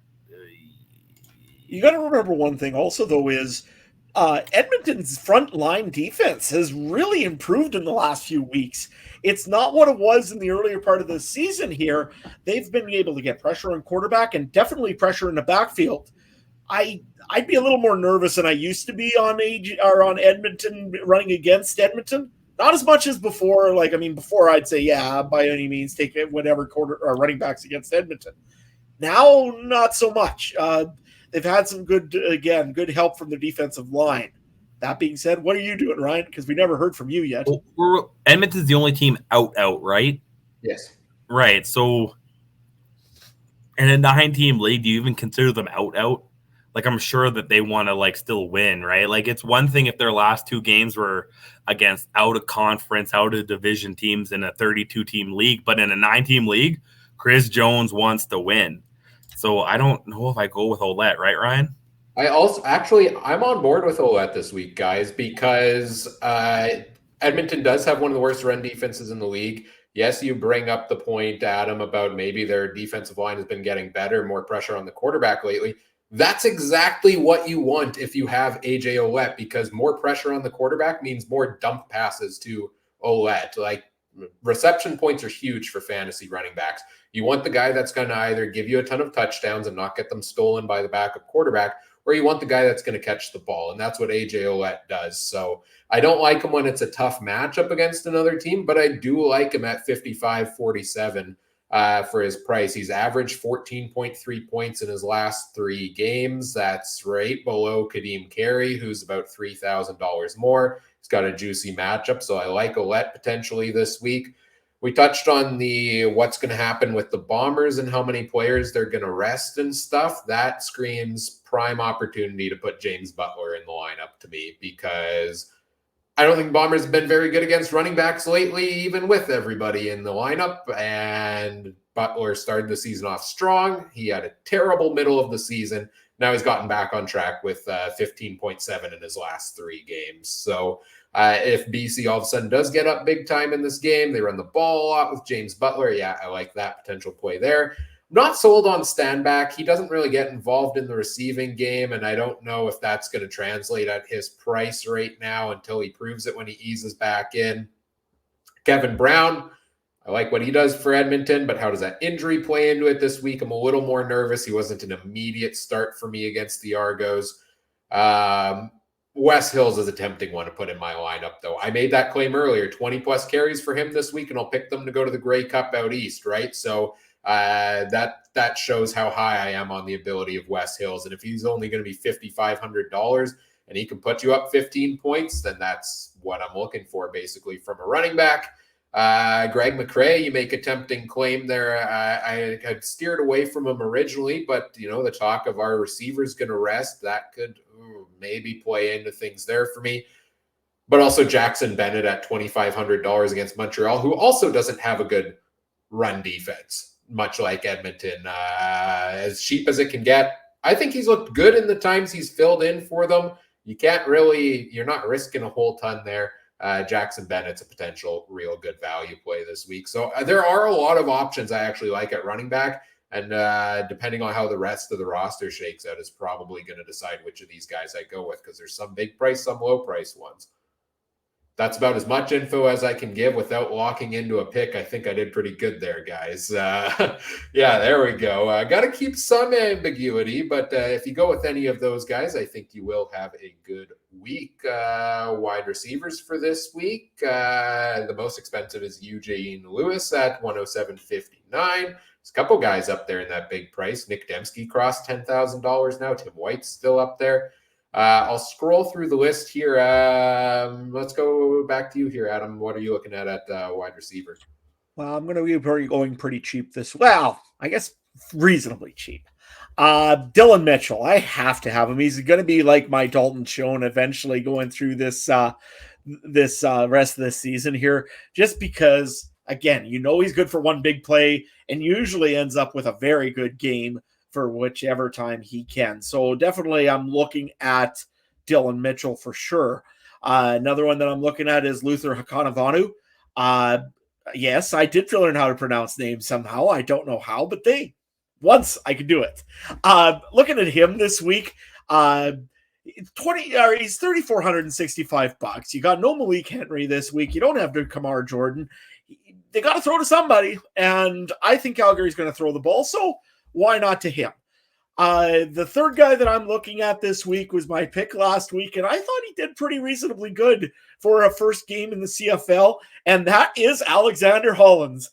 I picked him up also in the CFC Fantasy because I've got a lot of faith in this guy.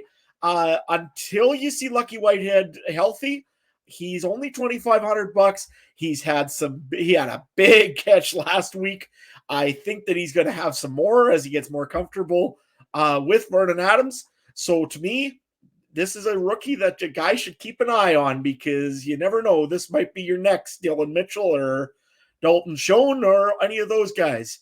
I looked at Dalton Schoen this week. Remember the days when he was $2,500 and we all used to go and laugh at picking him because we were just Farms remembers.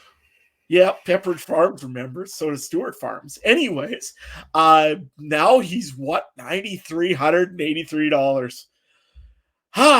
If that guy isn't Rookie of the Year and Receiver of the Year and whatever of the other years that you can give him, I don't know who is. So hat tip to him. I can't afford him this week. I'm going to go with the 3 I just mentioned before that. Trey, what are you doing? I'm staying away from Dembski and Schoen, like 100%. Way too much price. Actually, right now, the roster I have, guess how much I have left in salary cap. Guess. $1. Oh my God. $69. Oh wait, I gotta put my defense in. Let me. Can I put the Saskatchewan in, even they're on there on buy? No, Yeah. I can't. There should be other defenses at the same price, though. I have over 9,000 left in salary cap right now because this is my receiving core as of now. I'm gonna go with Darvin Adams. Holy, I should not be on the show right now. Just going with that because I'm interested in what a kind of a team like that game could be big because that's playoff implications, right? You know, Ottawa's fighting for a chance. You never know. Other way I'm going, Jannari Grant. You could get some return game. And like Adam said earlier, how long does Dembski, Schoen go? Well, who are they going to put in if those guys get taken out? Maybe their all-star kick returner, right? And O'Leary. No, that's not his name. What's his name? O'Leary Orange. I was right. Again, another guy who might get the ball more if the top guys go out. So I'm going to go a little bit that way. Blue Bombers defense as of now, I might change that because I got tons of salary cap. But I'm looking at $9,000 as extra space. So I get a point per grand there, Ryan, Commissioner? I wish that was the way it works because I'm much the same this week. I mean, most of the lineups I've tinkered with, I've actually still filled out most of the cap space. But a lot of them are like, man, there's too many good value play receivers I want to take that I can only fit so many of them in. And then I have so much cap space left, right? Like there are a lot of good value plays, but I'll start higher up on the charts. With Reggie White Jr. out, they're facing the Redblacks defense. I'm almost tempted to try to fit Eugene Lewis in at the most expensive price at a threshold of 26.9 points because this is a big game for Montreal to lock up that home playoff game here as well, right? And officially end things, I think, for Ottawa. So that's a little bit tempting for me there. Again, like you guys said, I don't like taking any of the big Bombers receivers right now. A guy like Dominic Rhymes is potentially tempting for me. If no Brian Burnham, no Lucky Whitehead, you're facing the Bombers team that's not starting all of their starters in this game. You know, Rhymes seems to still be the go-to guy for Vernon Adams Jr., so I potentially like that play there. I think somebody earlier on in the comment section asked any Argos receiver or any Argos you're keeping your eyes on this week. I struggle with the wide receivers because they have so many good ones across the lineup, right? Like Curly Gittins Jr. seems like he should be a good play against the Elks, and if you believe they're going to have a good game against the Elks defense. But he's also had a lot of games where he hasn't really hit his $8,600 price, so I'm slightly iffy on those. I'm generally scared to go with an Argos receiver unless it's a super cheap one, but I don't think any of those plays are available right now.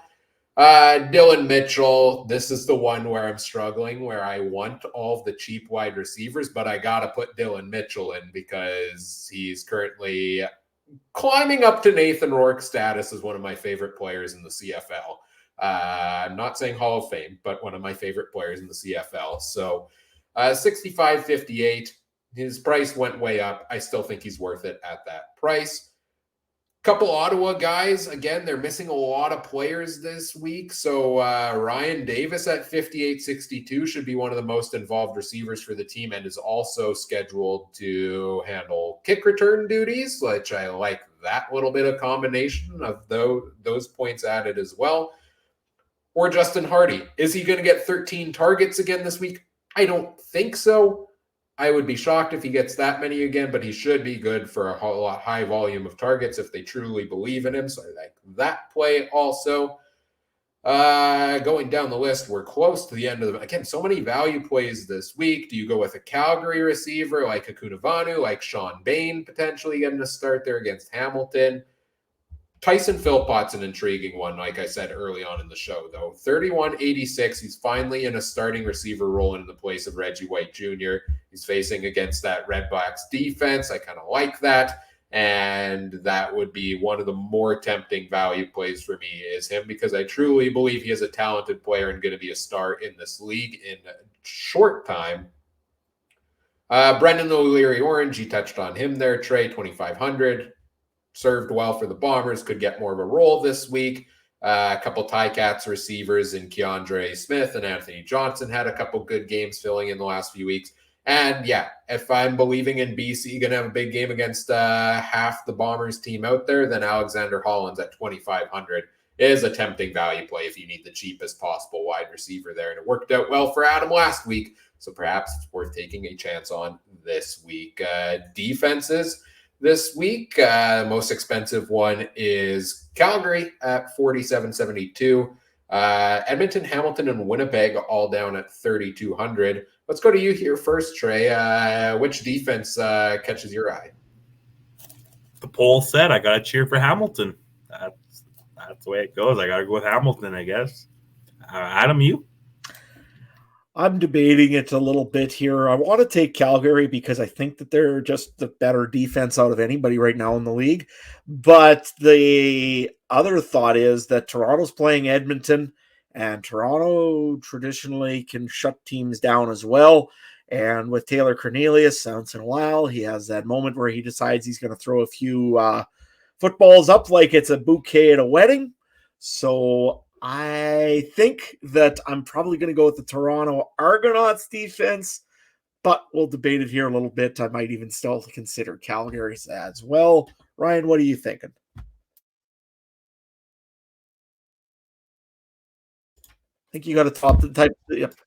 Yeah, I wasn't sure. I thought I bumped my microphone. It's good now, right? Yeah, we're good. Yeah, okay. I thought I bumped it, but I wasn't 100% sure. So then I just took a guess and I took the wrong guess. That is the high quality you get here on the Canadian Football Countdown. Defense this week, I struggled. I'm thinking Toronto as well against the Elks, although Cornelius doesn't throw a ton of interceptions anymore. The Argos are that big play defense, so I like that one. Montreal against Ottawa potentially at 3,300, but they're boom or bust. More often than not, I feel like you're getting like a 4-point week out of the Alouettes there. BC against Winnipeg. I feel like I'm picking on Winnipeg a lot here because one team's playing all their starters, the other's playing a lot of backups. All of this is going to depend on depth charts also once they come out. And even then, I don't know if the depth chart is going to tell us a whole ton for Winnipeg, because you're going to see guys listed out there that may, as starters, that may only play a quarter or two, right? So it's tricky to manage that. Defense, I don't have a strong take on. Leaning Toronto. Hamilton, I like them, but Calgary also doesn't give up a ton of sacks, right? So that seems like that's some points being taken away there. So yeah, if I have the money, I'm probably leaning Toronto. Otherwise, if I need the cheapest play, I'm going probably Montreal or BC for defense this week for me for fantasy. Well, that does it for our fantasy segment. Now we'll move on to our betting segment here, our picks against the spread powered by Betstamp. Betstamp is a free app that helps you find the best value for your online sports betting wagers, provides you comparisons of odds across a variety of different sports books, including the Betstamp Best Recommended Odds, which we'll be using for our CFL picks against the spread here today to make the picks that are going to help maximize your return if you want to follow along with them. Which you can learn more at betstamp.app and sign up with referral code CFC to help grow the show and let them know we sent you. I will just switch over the screen to pull up the odds here in 1 second for us. A couple different screens I got to manage along the way.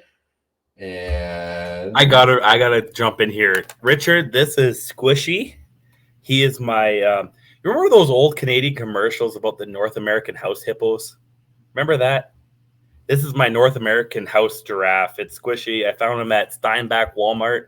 He is basically my best friend. He's my favorite kid out of the 3 actual kids I have in him. I'll post. He got to meet a real giraffe today at the Calgary Zoo. I will definitely add that picture. This guy's my best friend. He sits with me. It's so bad that I'm 27 and I have a stuffed animal. But honestly, he is my best friend right now. He sits with me everything. He's got his Calgary Zoo hat on today that we bought for the baby. I love this guy. I had to bring him on the trip. Yeah, there he is. Yeah, he loves the attention too, just like me. He's an attention whore, just like me. I love it, Trey. Expanding the podcast team, a valuable member. Unofficial mascot. right? Like honestly, like what else do we have? Like other than the Gophers that Adam talks to for his betting picks that are kind of for the year. We had a frog at one point. One day, many episodes ago, Mike and I were recording together in person, and a frog hopped into our studio.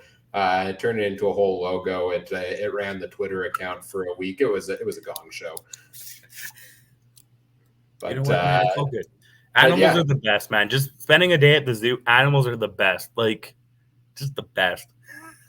On a side note, the rower that I used to have that used to give me information for bets and for fantasy, I had to let him go also because he just wasn't doing much for me. So now I ask another bird, but he likes poutine. Don't know why. Well, let's get into our picks here against the spread for this week then. And let's start with a game featuring a team with a bird logo. What do we got here first, Trey? Lead the way, betting expert. Just real quick, I have to say, my kids know that I love Squishy more. Like, I literally just called my son. I have 2 older sons that are back at their mom's house. And I called them and I had to tell them about how much of a good time me and Squishy are having. Like, that's all I talked about, though they even know how much Squishy matters to me. But to this game is interesting because we talk about how could I go from Squishy to now betting seriously? I can't. But this game, we talk about, do you really think Ottawa is going to get their first home win? But do you also think that Uncle Gary is going to be right on a guarantee? It's kind of the battle of the E's right now, right? So, I'm going to take the cool bet at 1.84 Montreal -3 just because I have no faith in Ottawa winning at home. Do we really think the change of head coach / OC is going to change their record at home? Probably not. I mean, watch Adam and Ryan disagree with me like always. But Ryan, what do you think while Adam's taking a break? If the Redblacks win this game at home, put the Bob Dice statue outside TD Place Stadium because the long streak. Oh, Adam had to change. Oh, boy. Okay, we'll get into this. Adam did a quick outfit change. That was smooth. Yeah.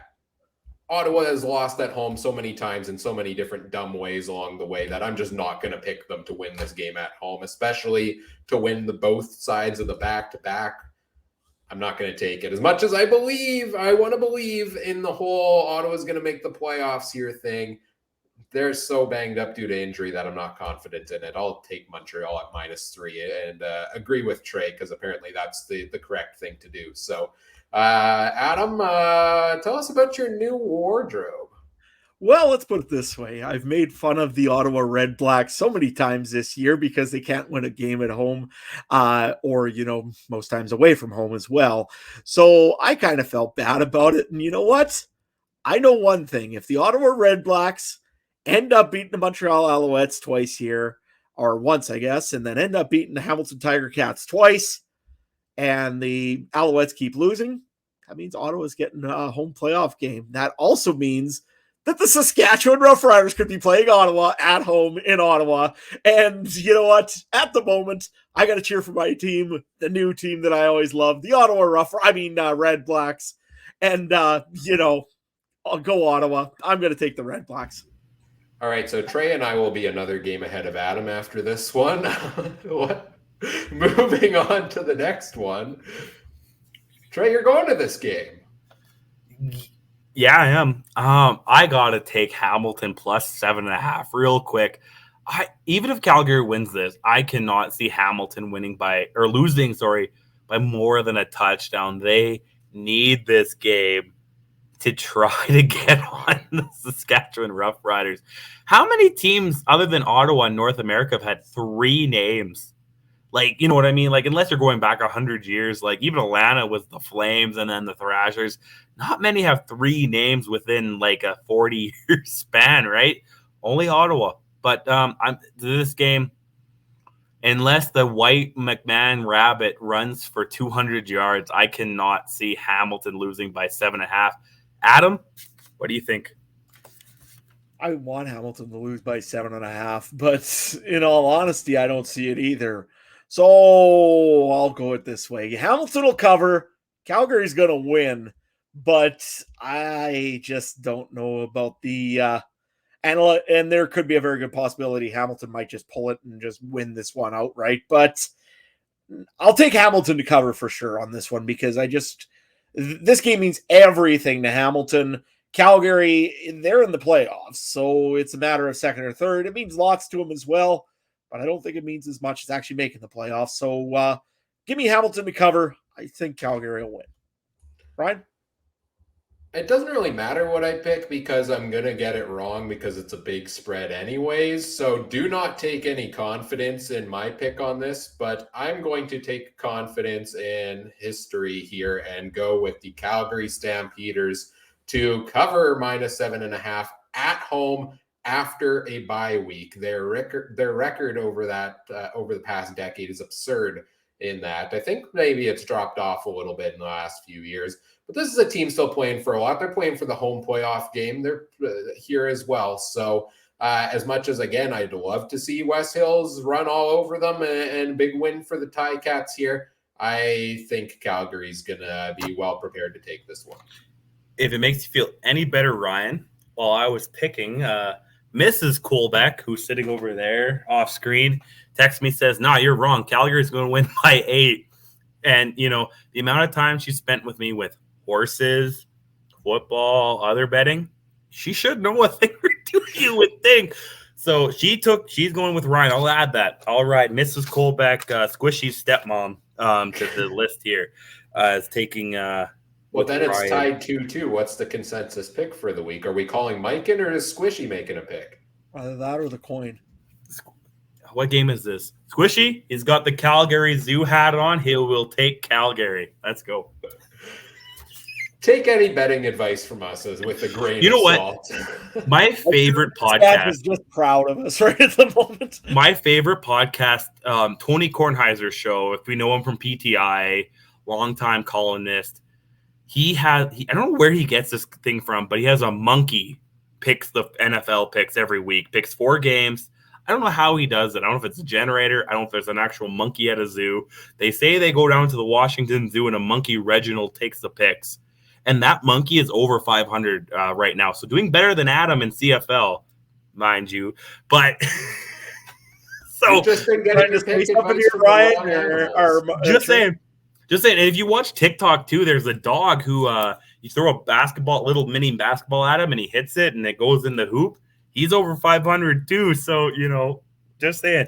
So we got Ryan, Squishy, and Jasmine on Calgary. Let's go.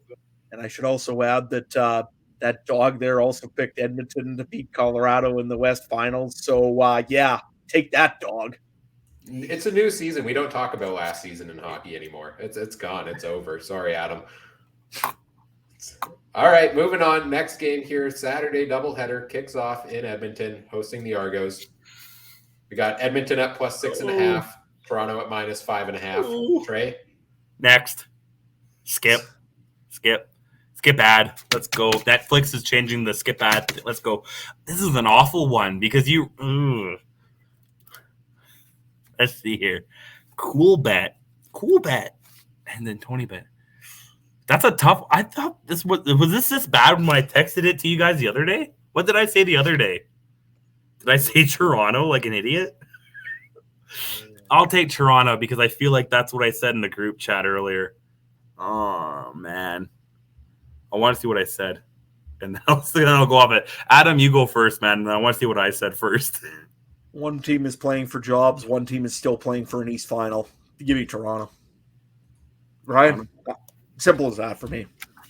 Edmonton's at home, so this is going to be a disaster for them. So I'm taking Toronto at -5.5 here as well. As much as I love the Elks, young guys right now, give me the Argos to lock up first place in the East. Although I think they might need Montreal to lose to lock up first in the East this week, but one step closer for Toronto. I'll take them to win this one. Trey, I think you took Toronto when they were at -4.5 earlier. Are you still taking them at -5.5 now that the lines have changed? Finding out that Corn got whatever 350 million or 350,000, sorry, I'm going to take +6.5. Only Only because I'm really trying to clinch first place on you guys. Really trying hard. I'm close. 6.5. Yeah, 6.5 Edmonton. Let's take it. Let's go. Squishy, you agree? Yeah, he agrees. Let's go. $350 million, by the way, if you think that was his contract at the moment. That was 7 years of the entire CFL cap for every team. I mean, that was a slip, man. That was what A-Rod got for about 4 years on the Yankees, man. Let's just move on. That's how much he's got in his wallet, probably. Sorry, so you moved that 6.5? That was what it was for Edmonton? Okay, 6.5. Trey. I don't have my fancy setup, so I got to actually write it down today. So Make and do while on vacation. Last game of the week's Winnipeg in BC. This is one I mentioned earlier. Tony Bet has Winnipeg at +2.5. Bet99 has BC at +2. A lot of the other sports books, again, are flip-flopping back and forth. If you're line shopping, use Betstamp to see. You probably want to take the one where your team is an underdog, where the team you're taking is an underdog, because that will pay out more. Trey, what are you thinking here on this one? Richard's a beauty. I love Richard. Makes a beautiful point. Bombers are 0-2 before going into bye week this year. But are they going to lose by 2.5 is the question. I'm going to take Winnipeg, and I'm going to say that because I told my buddy Ace Barnsdale, lead correspondent for my new job at Harness Links, take the Bombers if they're underdogs. So I can't be a liar to my new boss, can I? No, can't. So Ace, if you're watching, take the Bombers +2.5 on Tony Bet. You don't have Tony Bet in Ontario. You said you had Dynasty Kings. I don't know what they are. Whatever. +2.5. You got to take the Bombers if they're underdogs, don't you, boys? Adam, what do you think?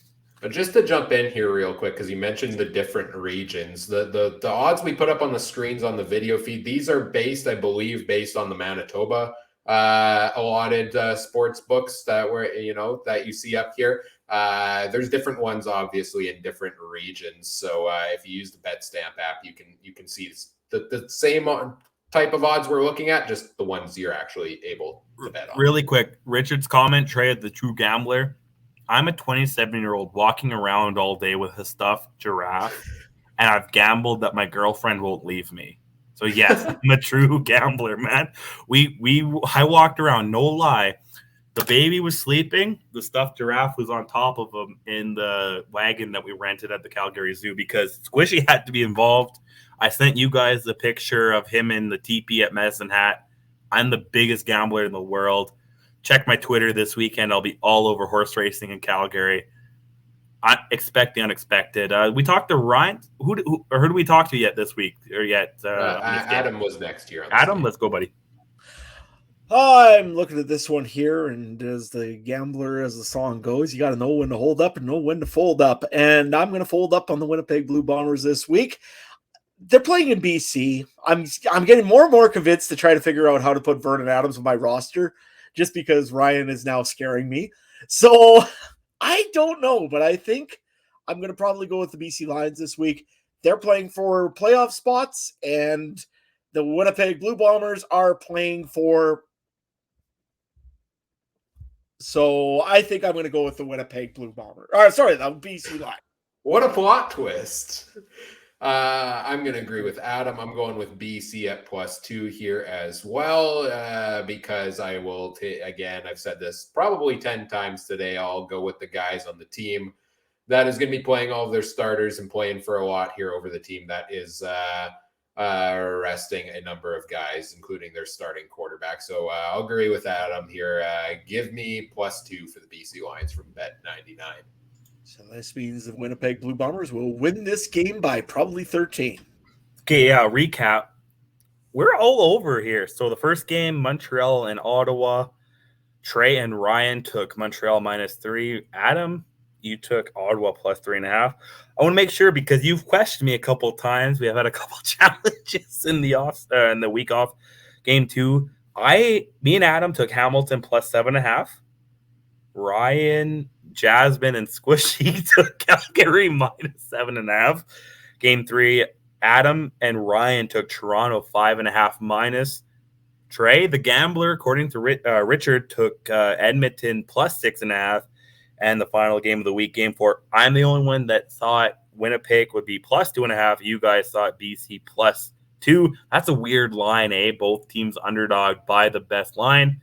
And to Richard, so the real question is, when does Mrs. Colbeck get a vacation?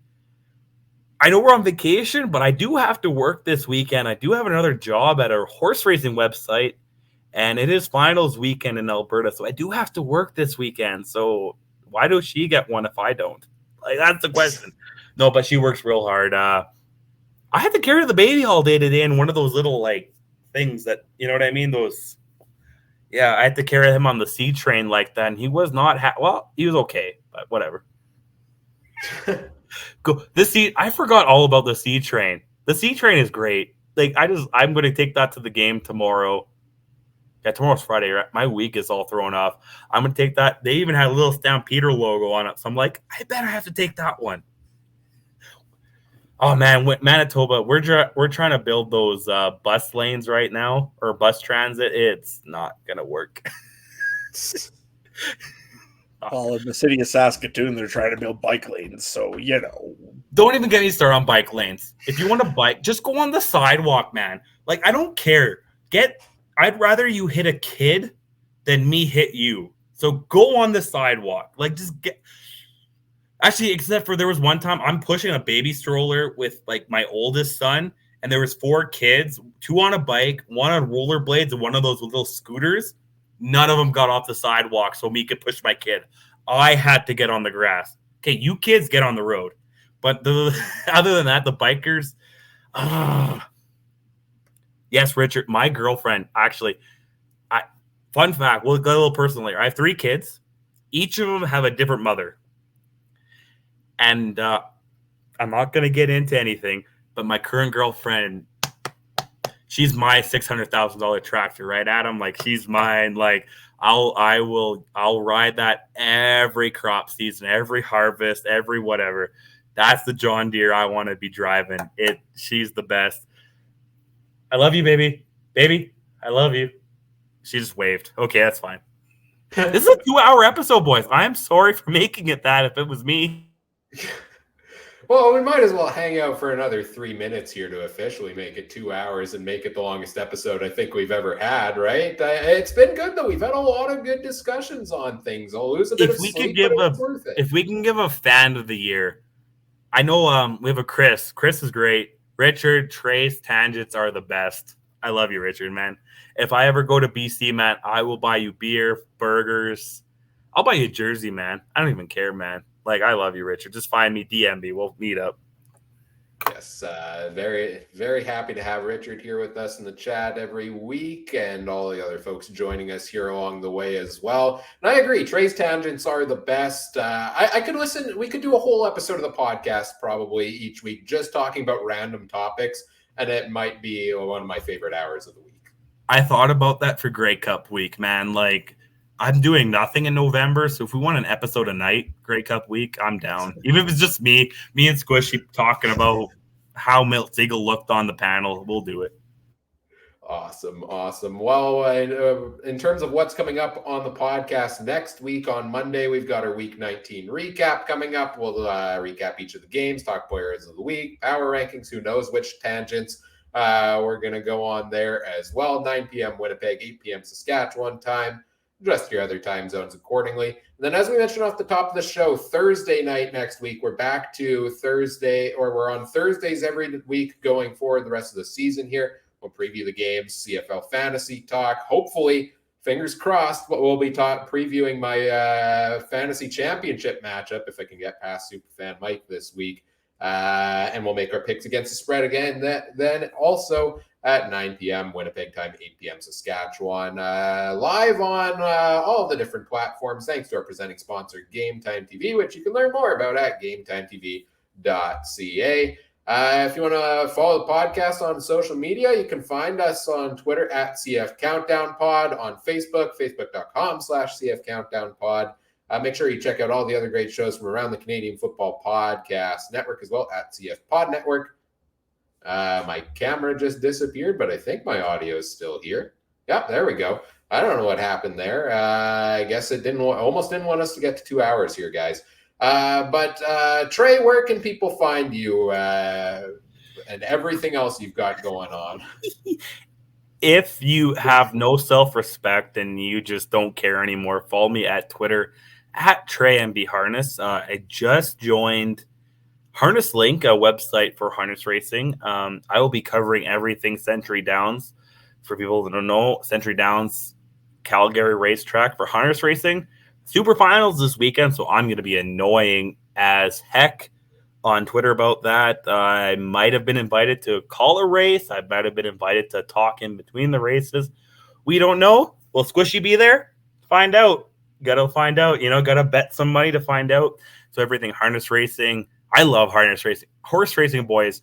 We talk about sports all the time, but add a horse to it. Say football, but you got to throw the football to a horse? How much more exciting would that be? Heck of a lot. I love horse racing, so that's me.